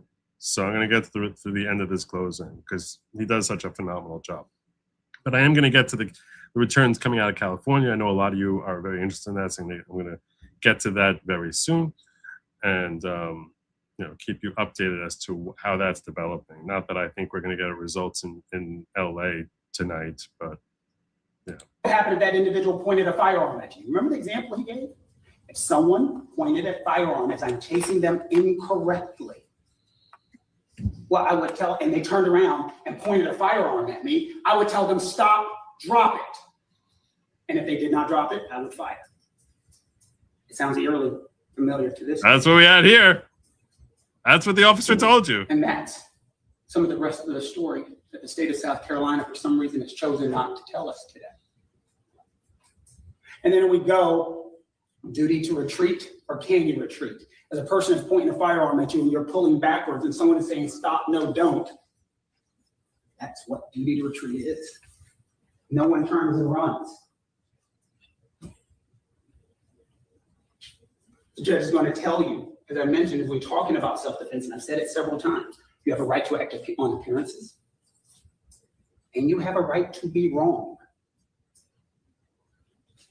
So as we sit here and we're in Rick Chow's position, and we're wondering what Rick Chow is doing, as we've heard this testimony, Rick Chow sees a gun pointed at his son. His son says, as you heard, I was afraid, I was terrified. He's got a gun, he's got a gun. So Rick Chow in that situation stands in the place of his son. Yep. This case is not about a dollar. This case is not about a shoplifter. This case is about a father who sees a gun pointed at his son and had to make a decision.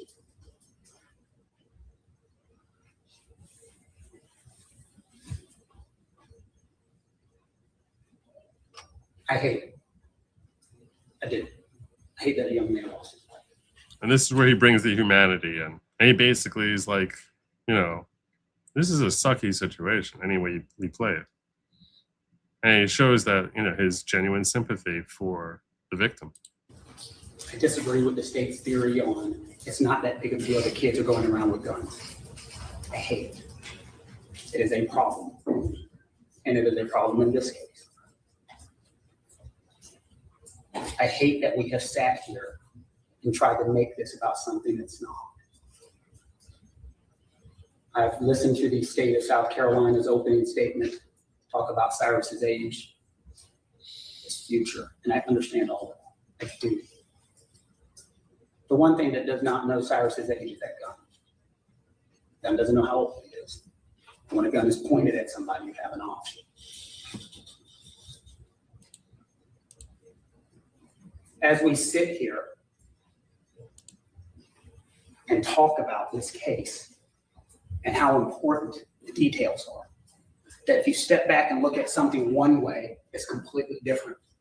And as you get closer and you look at it more and you look at all of the details, you'll never see it differently again. And so what I'm asking you to do is focus on the details. I wear this suit all the time in trials. People say, oh, you always dress so flashy, but you're not flashy.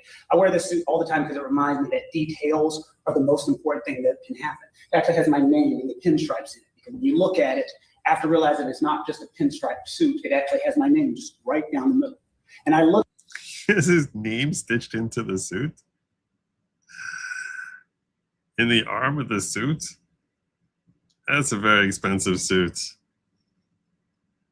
But he's using it. He's using what he's bringing there. This is what I said at the outset.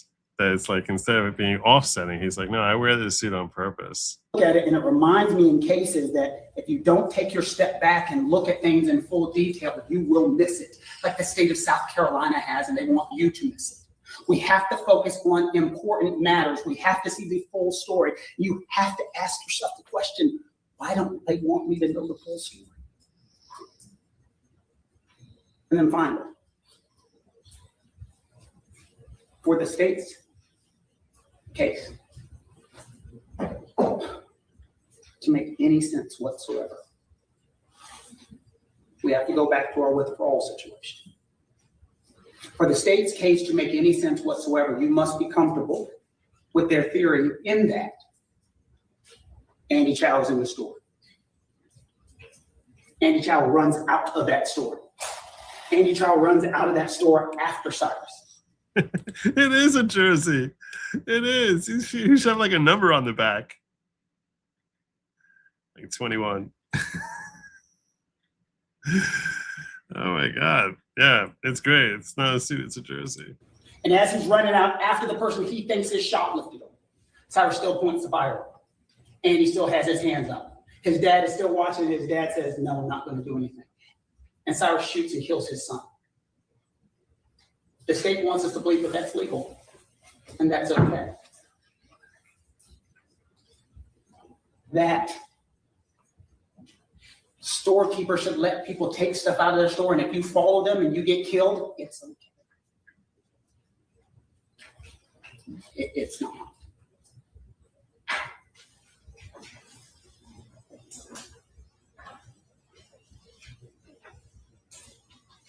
Now, you know the rest of the story. Great. Phenomenal. I don't see his name in the arm there, but maybe it's interior. I'm not sure. But yeah, just phenomenal. Closing out with his theme. Now you know the rest of the story. Great. Just absolutely great.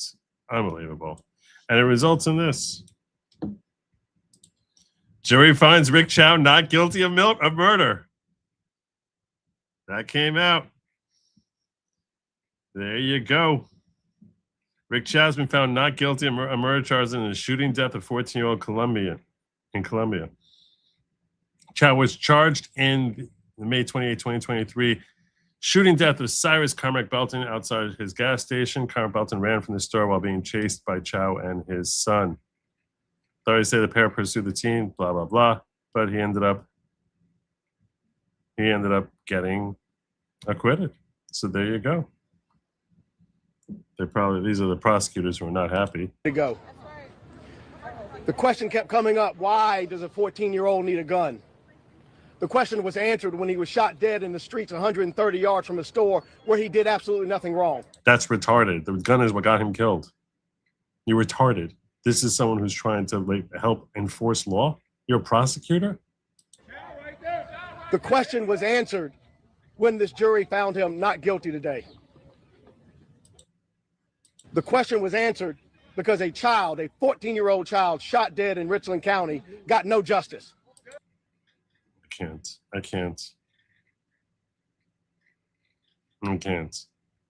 Got no justice. You don't care about justice. You don't care about the next 14-year-old kid. You're saying he needs to carry a gun also. That's what you're essentially saying there. You're a menace. You're a menace to society. You're a terrible human being. This guy right here. I've only heard him say 3 sentences ever. No idea what his name is, but I tell you this, he's a terrible human being. He's basically saying 14-year-olds should be packing. You know your mind? You're a lunatic. Who decided to put a microphone in front of you? Unbelievable. All right. I promised you that we were going to be getting updates. The updates I've been seeing so far with our live election results, it's like what's going on. We're going to check out our map. We're going to start in the state everyone wants me to start in, which is California. I know you want me to start in California. So let's see what's going on. We'll start in California. California primary election results. We'll start with governor. Steve Hilton holding a narrow lead over Xavier Becerra. 47% of the votes in, according to New York Times. And they both have a healthy lead. Now, if no one gets 50% of the vote in California, so in that case, they're going to go to election day in November. And because these are primaries. Tom Steyer has been going very hard after Xavier Becerra. Becerra probably feels very confident that he's going to, in the heavily Democrat California, if he runs against Steve Hilton in the general election, that he's going to have an easy time of it. You would think. He might be behind bars.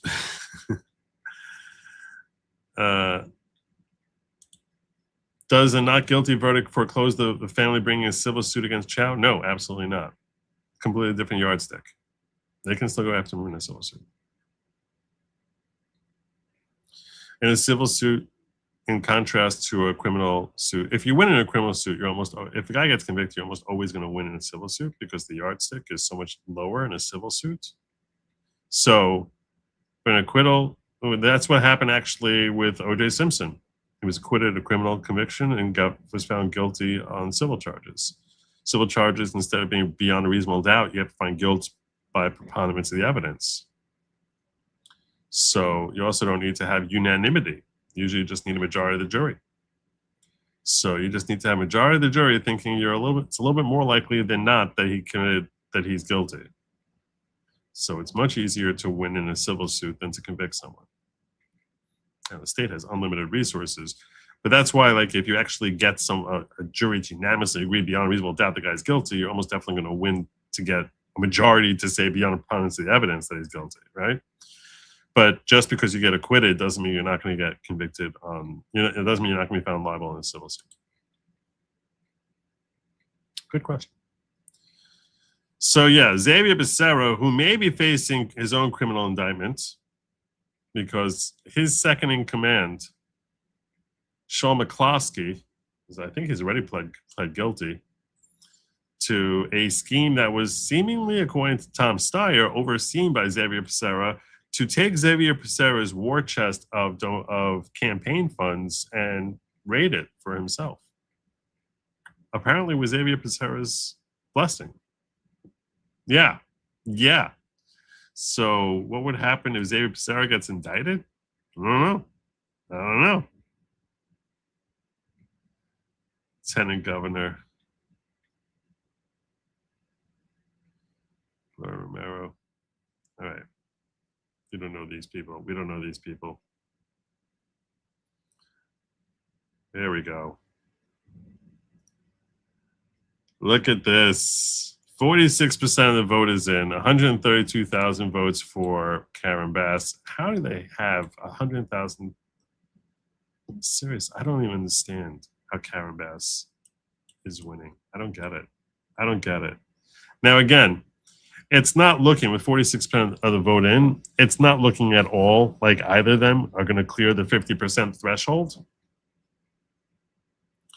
When Karen Bass won her primary in 2022, she got 270,000 votes or thereabout.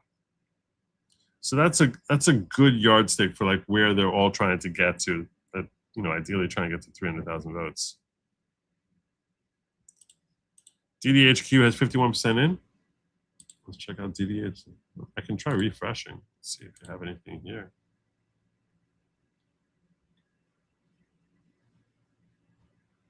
I will check out. It's Long Beach Mayor.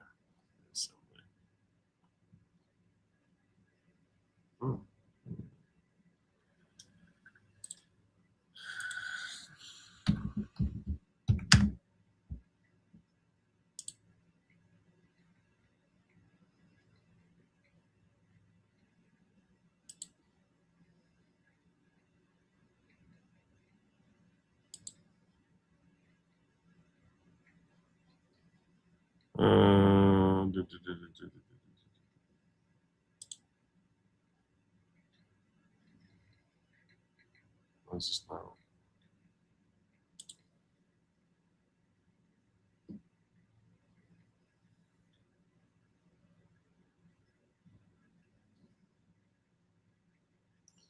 Featured races.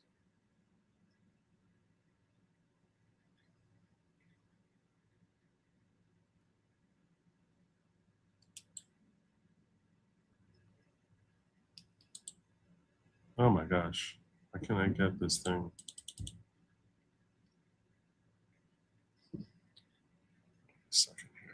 Give me a second here.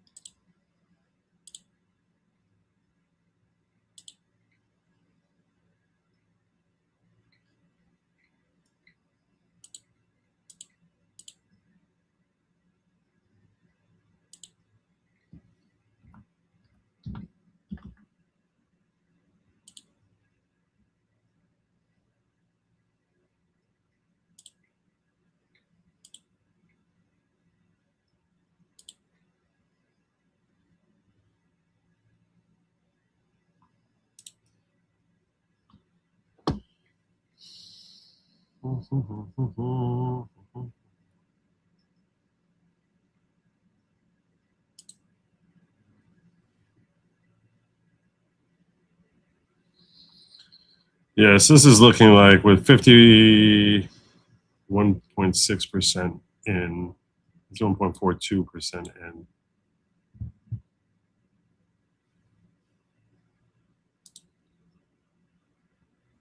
So we're seeing Hilton here has 26%. Becerra has 25%. Steyer, let me see more. Let me see more. Show 58 more. Katie Porter Oh, thank God this bitch is done. I hate Katie Porter. Oh my gosh, I hate that woman. I hate that woman. I'm so glad Katie Porter is done.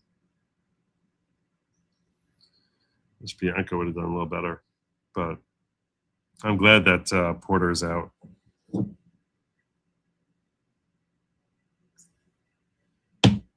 $200,000 votes. Go home. All these other people. Fiankin. Oh.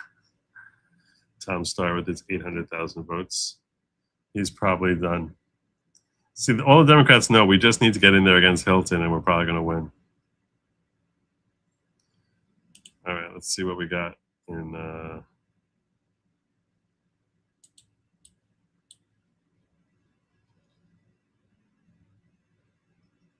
Why can't I get this thing down?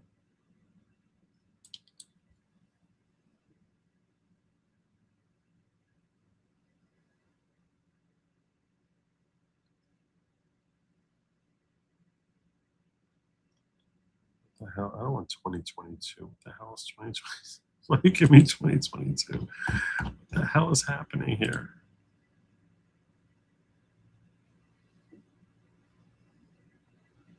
I'm not used to DDHQ.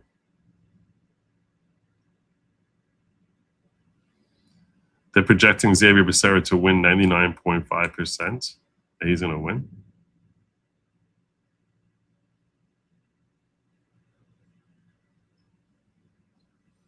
That's bold. That's bold.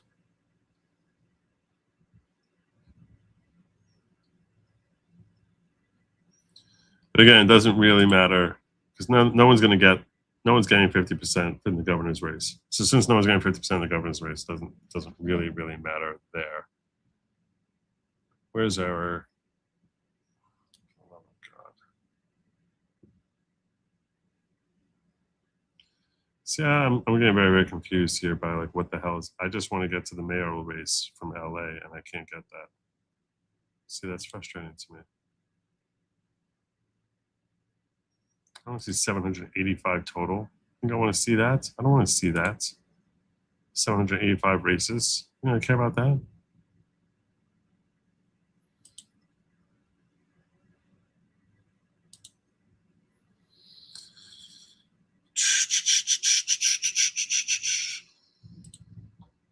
I can't. I don't know what I'm getting here. I don't know what I'm getting here.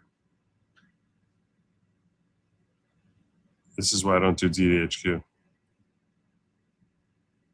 This is true. They have 6 more weeks to print and count more ballots.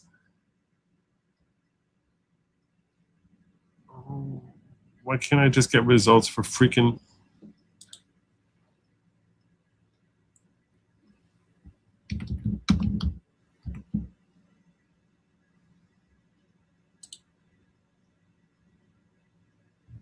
There we go.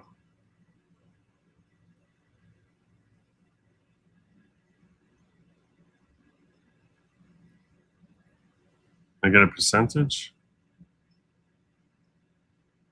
For the love of God. This is confusing me. You're confusing me, Kimmy. I don't know what I'm getting here.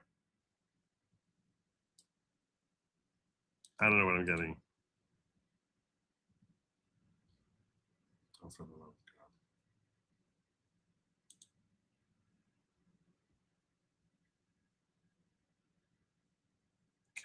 Pass. 83%.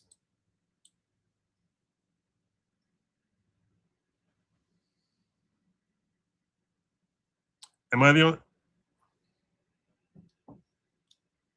Hit the vote at the bottom, live votes.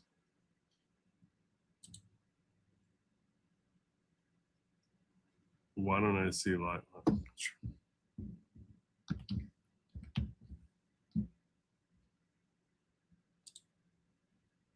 where is it? Wait.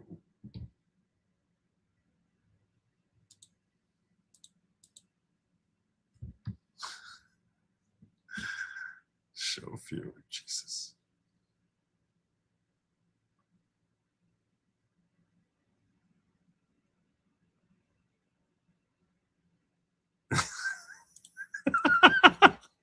No, I didn't ask Grok. Gosh. This is what I'll be doing if I ever bought myself an iPhone. I've been an Android guy for my whole life. If I ever got an iPhone, I'd just be like, why can't I find what I'm looking for? I don't know what I'm dealing with here. I don't know what I'm dealing with. Come on, let me scroll down.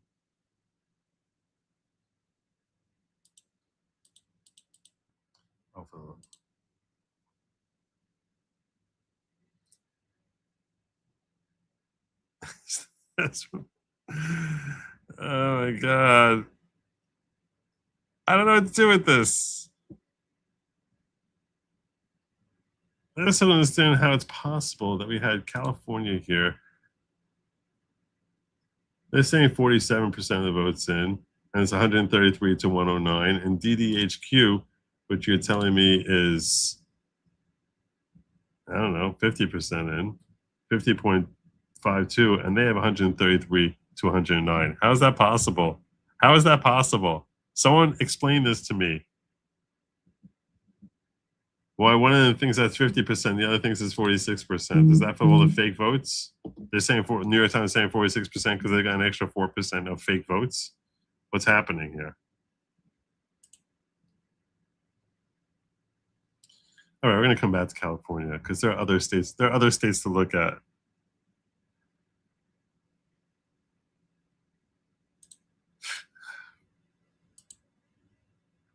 There are other states to look at. I don't think any of you. Do any of you come from Montana? Should we look at what? Is there anything to see in Montana? All right. I don't know who Kurt Allen is. But there you go. He's declared the winner in the Republican primary versus Alani Bankhead, who's going to lose because it's Montana. So you're done. All right. And then you got Downing, who's uncontested. All right, no one cares about Montana. See, we don't have Thune. In 2 years, I'm going to be very excited for the primary election results coming out, the Republicans in here. We don't have Thune in it now. We're going to have him in 2 years. His seat's going to be on the line in 2 years.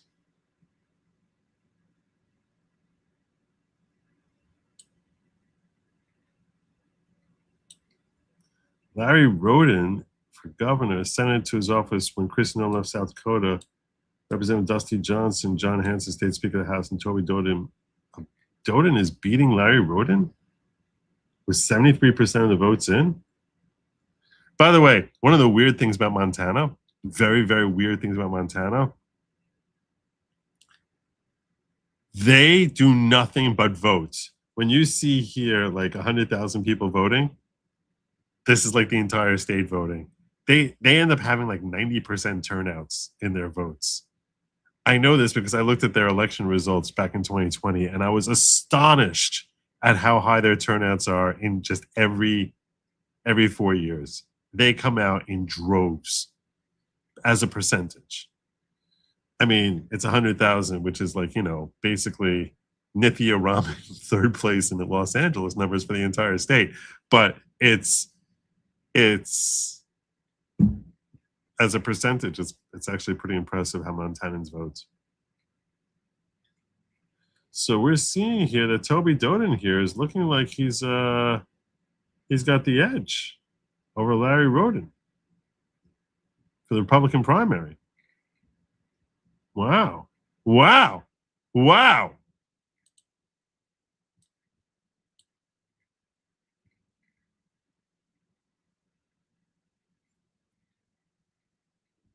And 4,000 votes, that's like, a significant percentage in Montana. Look at this. See? I guess you're from Montana, the big sky state. All right. That's exciting.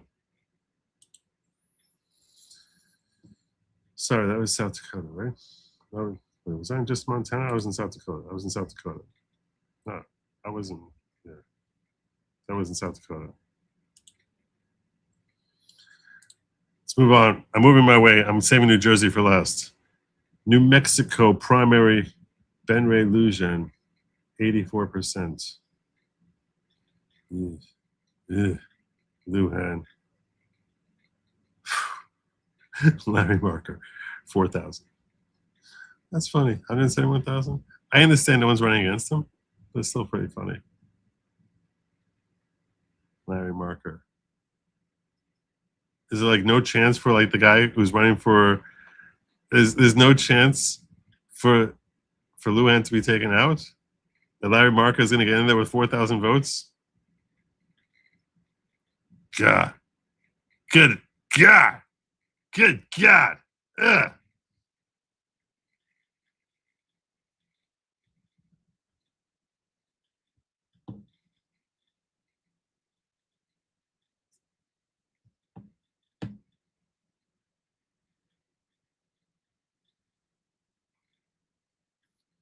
I don't understand why these states go so freaking blue.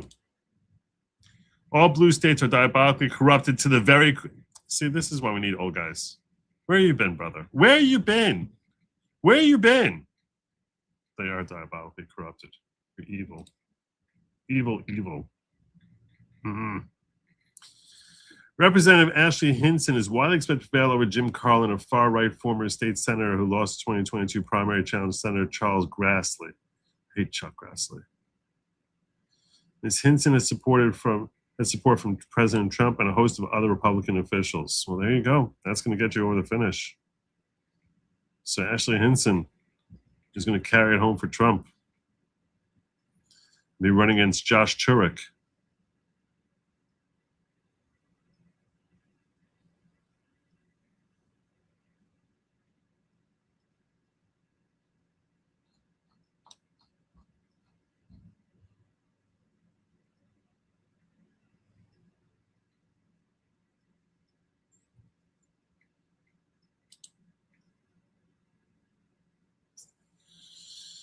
All right, let's see how things are going for me in New Jersey.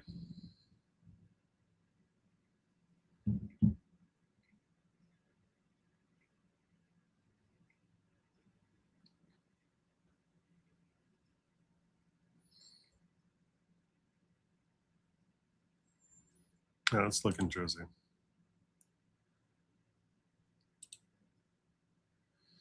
New Jersey primary election results. Let's see how we did.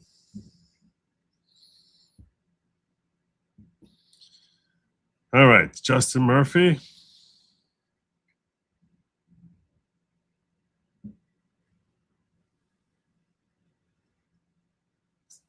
Rich Tabor, Alex Dan. This is a very tight race here. Very tight race.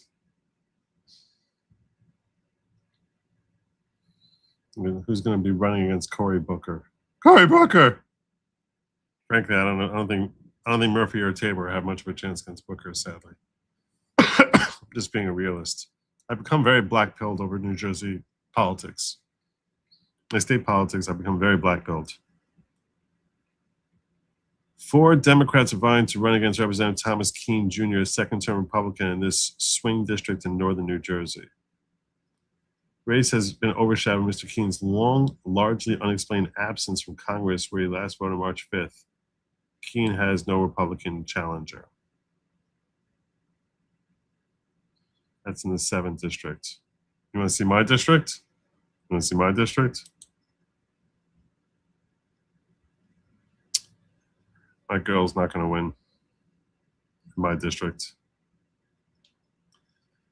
This is my district right here, 5149. I'm hoping Tiffany Burris pulls it out. I don't think she will. I don't think she will. But she's making up some of her gap here.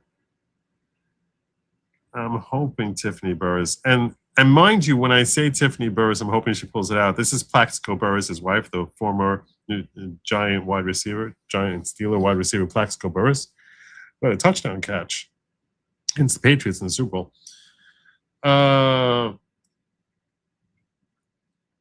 Yeah, so the Burrises have been hit on hard times of late.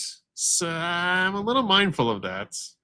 A little mindful, like I think their house is in foreclosure, which not usually a great candidate for Senate when the house is in foreclosure. People have hit on tough times. And I think she's probably further right than Rosie Pino, who Rosie Pino, from by all accounts, is a rhino. So we're hoping for Tiffany to pull it out. You go, Tiffany. You go, Tiffany. She would run against our current Congresswoman, Nellie Poe.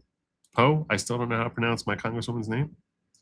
Nellie Poe, who is almost certainly running she's running unopposed. Nellie Poe took over for Pasquale, who died in office. And I have nothing personally against Nellie. If anything, I appreciate the fact that when I wanted to get seats for the inauguration, her office actually got me seats. So I'm appreciative of that. It's the only time I ever interacted with her office. So on a personal level, I got no problem with her. The primary problem I have with her is that she's Democrat, but she's not notoriously evil compared to, like, you know, other notorious Democrats. Woke means willfully overlook known evil. I never heard that acronym. I like it. Willfully overlook known evil. All right, I want to get back to California. Let's get back to California. Now they're saying 48% of the votes are in. I want to see just the numbers, compare that to DDHQ. If I can actually figure out what DDHQ is trying to tell me.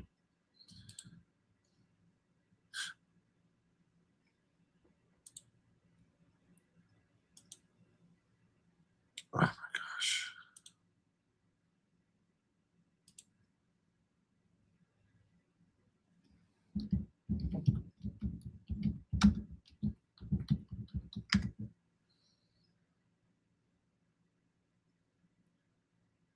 What are you doing?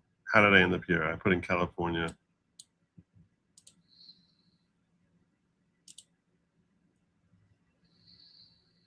So they're saying 51.79% of the vote is in. And they say 110 versus 107, right? 1,110,000 versus 1,075,000. Okay. That's what Hilton's lead is, with 51.79%, 110 to 107. When we check over here, we have 110 to 107, and they say this is 48% of the votes in. Someone explain to me how this is possible. How is this possible? So it looks like they've counted more of it. But how is it the New York Times basically says this is only 48% of the votes, and DDHQ says, no, this is 51.7% of the vote. I don't understand. Someone explain it to me.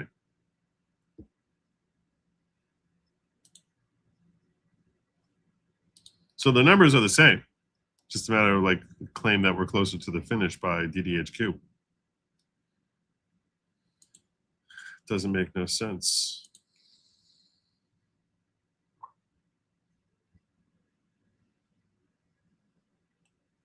Now he's 25,000 behind and 35,000 ahead of Nithya Raman. He's not going to get to 50%. There's no way he's going to get there. So we're going to be seeing Bass versus Pratt in November, which just means more AI ads from Spencer Pratt. I don't know. He seems to think his best chance is today. He has a better chance today than he does in a general election against Karen Bass.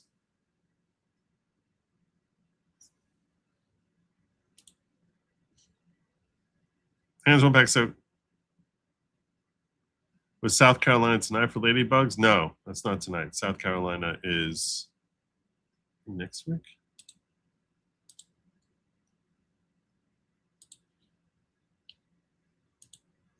No, it's not tonight. You can see on our little map here the states which have elections.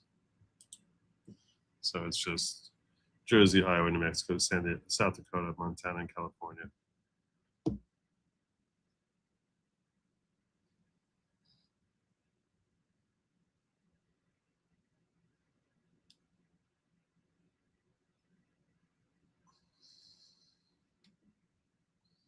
This schmuck, Kevin Kiley, Republican turned independent, faces a host of Democrats in this newly redrawn Sacramento. And I liked Kevin Kiley. I really, really liked this guy until he basically went woke. I don't know what the hell happened to him.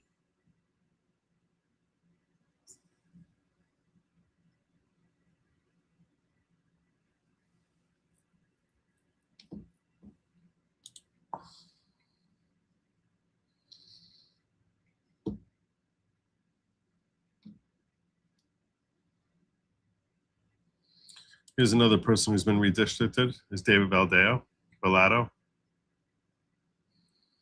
So far, he's doing well. So far, he's doing well.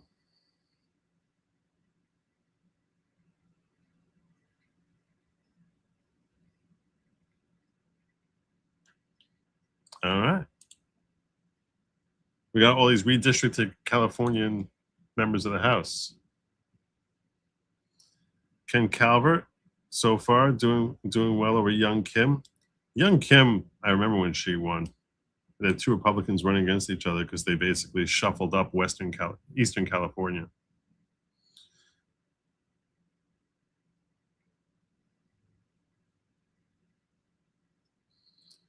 So I'm not sure if this is one way that they were trying, if this is one of the districts they're expecting Republicans to hold, but it looks as if things close out as they are, it'll be two Republicans running against each other in November. So that's, I guess, better than, that could be worse, right?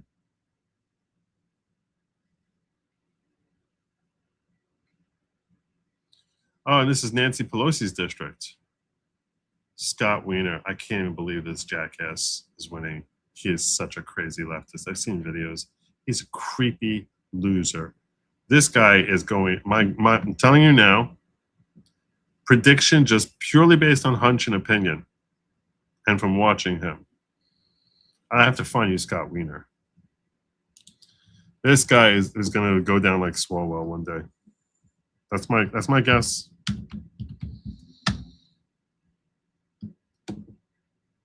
I'm going to see if I can find videos of this guy. Let's see what a crazy leftist he is. Scott Wiener.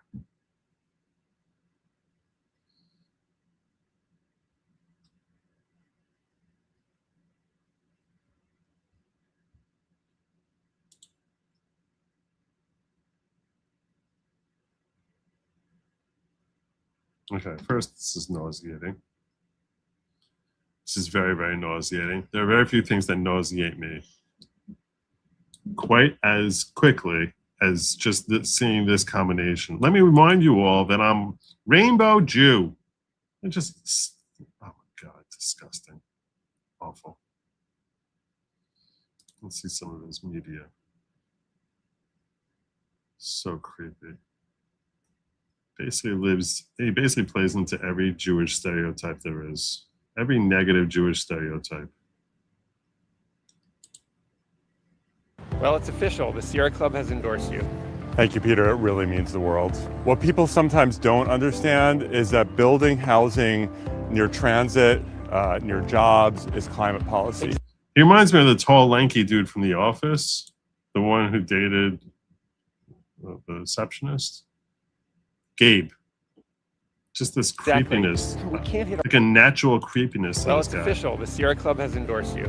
Thank you, Peter. It really means the world. What people sometimes don't understand is that building housing near transit, near jobs, is climate policy. Exactly. We can't hit our climate goals if every Californian has to drive 40 miles to get to work. Building dense housing near transit. Both of them look so completely unnatural. We've had some huge climate wins. We're walking in the most unnatural way possible to try and make it seem like we're having a casual conversation that's just completely off the cuff. This is everything. Oh my God. How much more cringe can this be? We're having this weird conversation where we're sort of looking at each other, sort of trying to look at the camera. We're walking, we're talking, we're just speaking off the cuff. It is, God, this is so gross. Our climate goals if every Californian has to drive 40 miles to get to work. Building dense housing near transit is actually one of the most. Notice how every step with his right foot he walks like Lurch because he's walking very unnaturally. effective climate leverage we've got. We've had some huge climate wins here in Look how he California, sticks that foot out. but unfortunately, we're continuing to lose ground at the federal level every week because of this administration. We need leaders Like a who horse. actually know how to win the tough fights and get the laws passed. And that's why we need you in Congress. The stakes couldn't be higher for the planet. And this creepy dude with his skinny jeans talking about the planet. Oh my God. Than they are right now. And you have my word, when I get to Congress, I will go to the mat for climate action, just like I have in California. And that's why we're with you. They walk with their hands clasped in front of their genitals. What the hell has happened? This is so. Thank you. Thank you.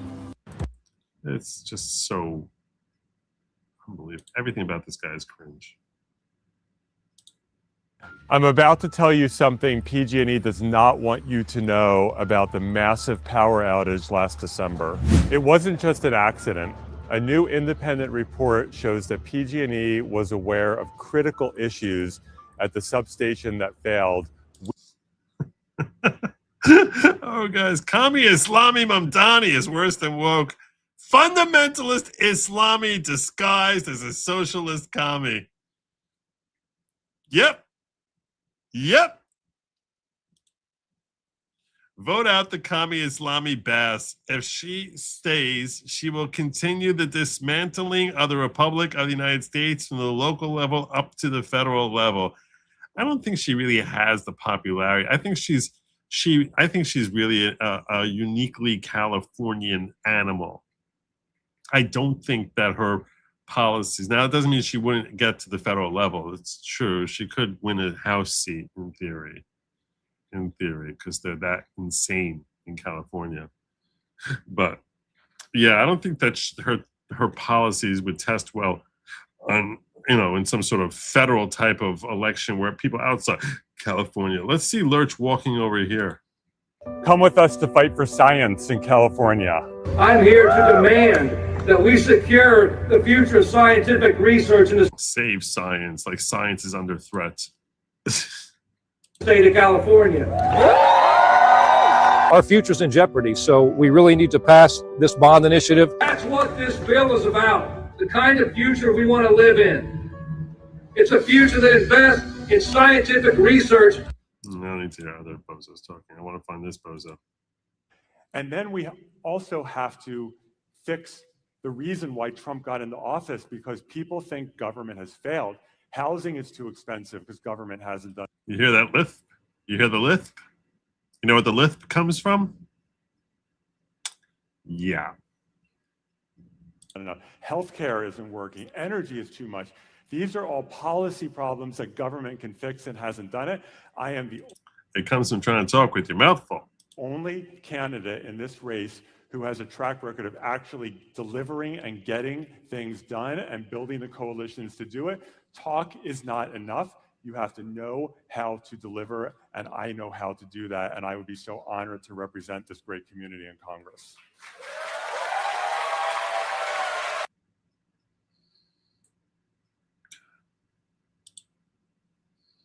We need to ban members of Congress from trading stock. That's why. Well, that I actually agree with. That I actually agree with. Look at this. Phil's just announced that the pride flags are going back into Phil's locations. This is a huge win for the community. It's amazing. And huge thanks to all of the Phil's baristas who advocated and who fought for our community. Thank you.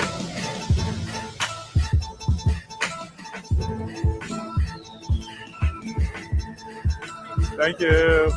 Really appreciate it. Thank you. Phil's just announced that the pride flags are going back into Phil's location. Look how much taller he is than everyone. Washington stopped. Look how much taller he is than everyone. There's something very strange happening here.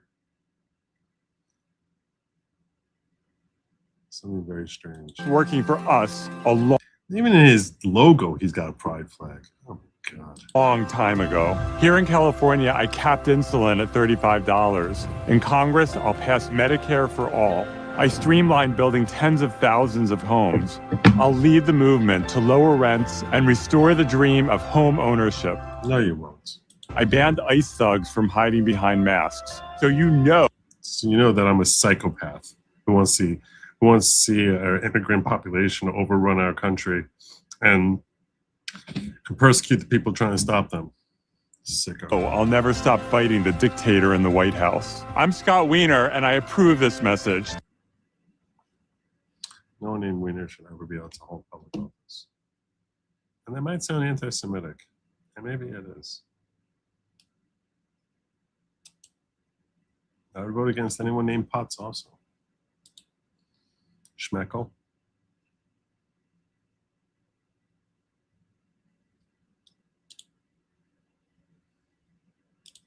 Mariners are one game away from a 3-series sweep streak. This is something that everyone in America has been concerned for.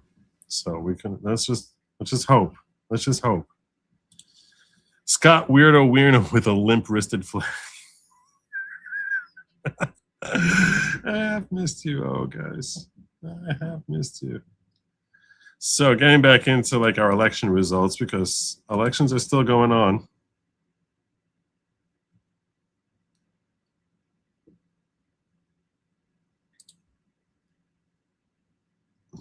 They just don't want to give us updates. They just don't want to give us updates. So Scott Wiener is going to take Nancy Pelosi's seat. Upgrade, downgrade, upgrade, probably downgrade. Probably downgrade. Scott Wiener. Taking San Francisco. He's the San Francisco treat.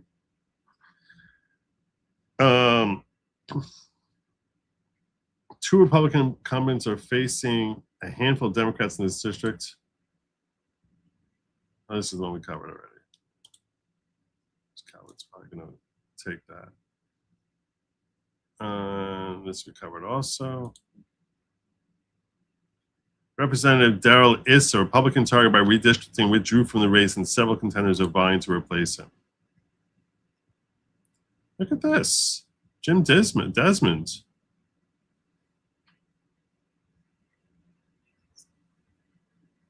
This picture looks like Rhino to me. I know I don't know anything about Jim Desmond. I'm just saying the picture looks like Rhino. Now, in California, if you can get a Rhino, that's obviously better than virtually anything else you're going to get. Probably. It's probably better to have a Rhino than Democrat. Probably. But this is why I say redistricting doesn't always work out the way you think it's gonna. It doesn't always work out the way you think it's gonna.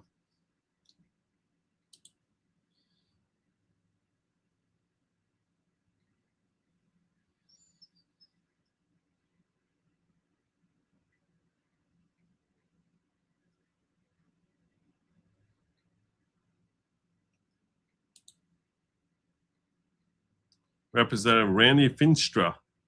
It's crucial establishment support endorsement of President Trump. He faced challenges from Brad Sherman. Ooh. It's trailing by 1,600 votes, the Trump-supported candidate. And they're saying Zach Land wins? Really? With 95% of the votes in? More than 95%. Randy Finstra getting inched out despite being endorsed by Trump. Wow. That's tarnishing his record this primary season.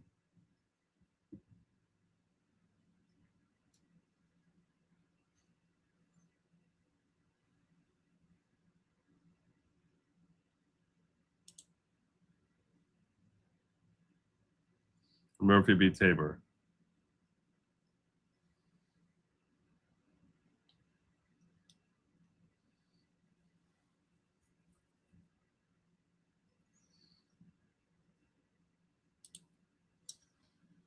He's going to lose to Booker, though. He's not going to beat Cory Booker. I don't feel it. I've seen like no advertisements for Murphy. Now, I don't watch TV, so I don't know if I'm the best judge of that. Scott loves wiener in his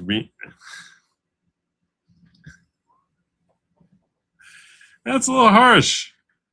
I'm not sure what you mean when you say Wiener. What do you mean by that? What do you mean by that, oh guy?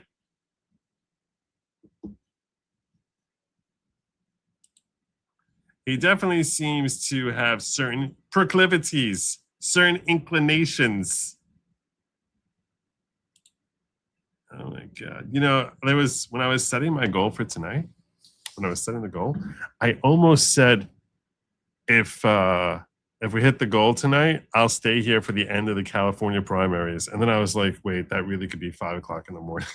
It really could be. And then they'll tell me, oh, we're going to stop for tonight and come back tomorrow.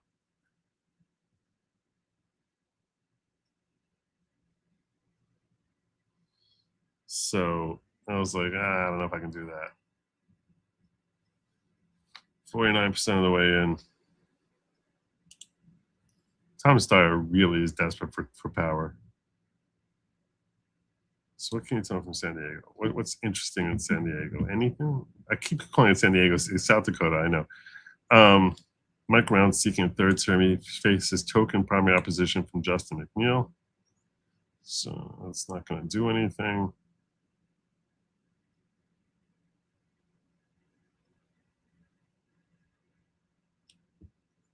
I am curious about Toby Doden versus Larry Roden. To me, this is an interesting race. I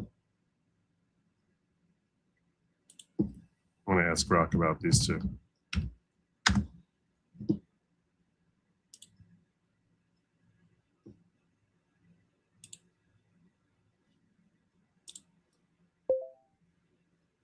Hey, Grok, can you tell me the difference between Toby Doden and Larry Roden? Like, if I'm a MAGA guy, which one would I really prefer?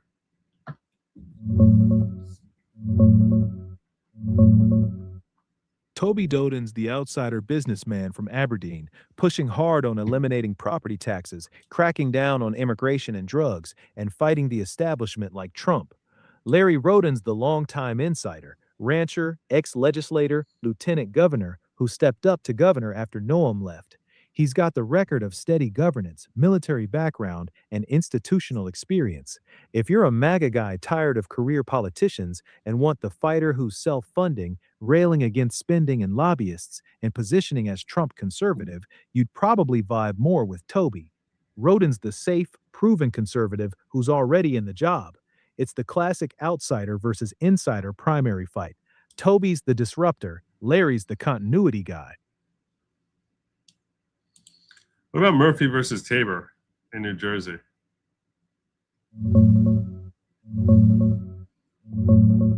Murphy's the Navy vet, attorney, and local politician, calling himself an unapologetic Reagan conservative, pro-life, pro-2A, pro-America. Tabor's the Army combat vet and longtime state trooper with real law enforcement street cred, though he got suspended for running while on the job. If you're a MAGA guy, both check a lot of boxes, but Murphy positions harder on the ideological conservative side with the fiery rhetoric. Tabor's more the blue-collar, boots-on-the-ground type, strong on crime and borders from his trooper days. Murphy edged him out in the primary, so he's the nominee taking on Booker.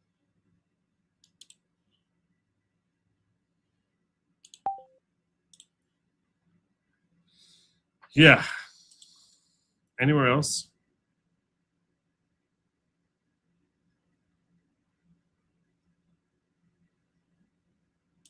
That cannot be.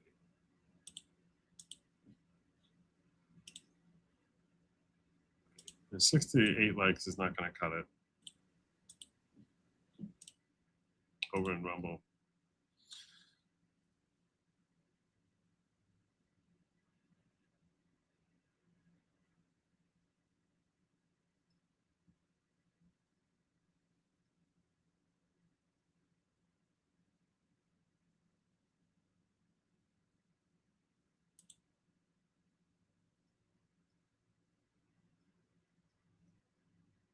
Oh wow, we're up to 49% according to them now. What do we got in the mayoral race?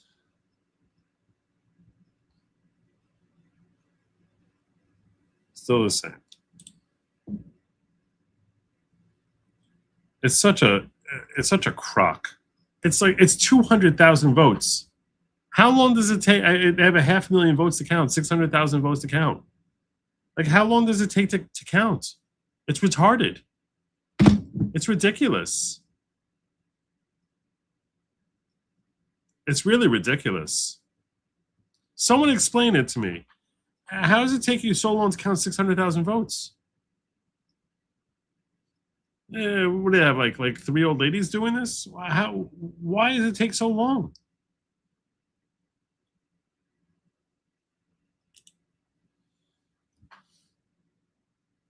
Do the thumbs up. Be much obliged to you. Thank you. It's just astonishing. It's shameless.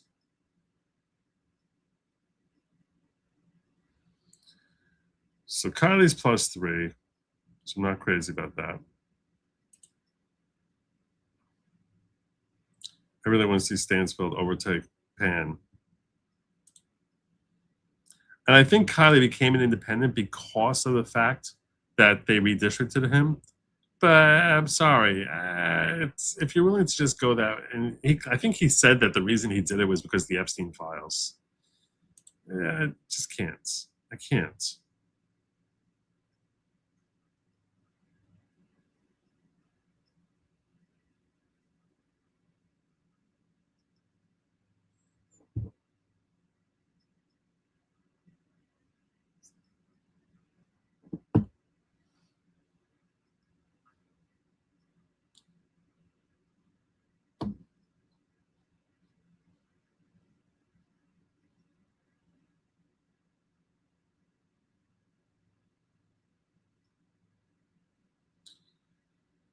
This is such a screwed up state. It's embarrassing. It's really embarrassing. How it takes them this long. So is there anything, they finished counting everything in New Jersey. Murphy v. Tabor. Do we have answers here yet?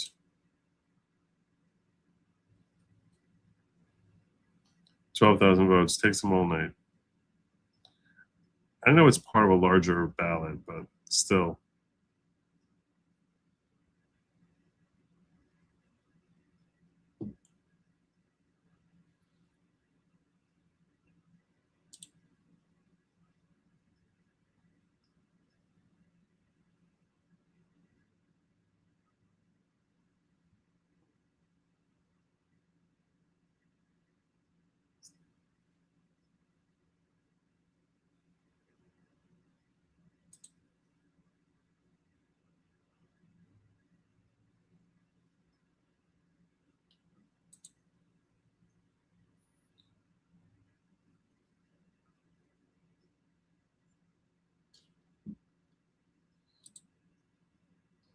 Let's check out. Let's go back to New Mexico.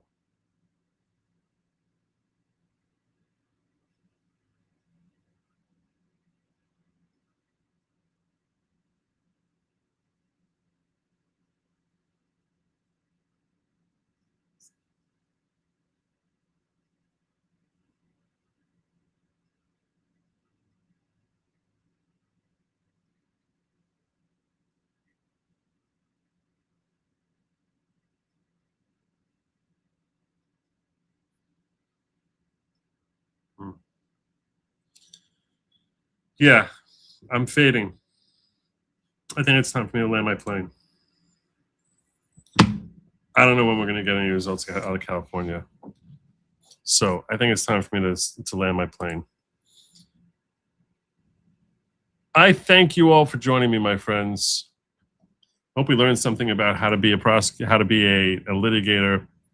Sean Kent really put on a show and deserves our respect and admiration for bringing it home with just phenomenal closing arguments.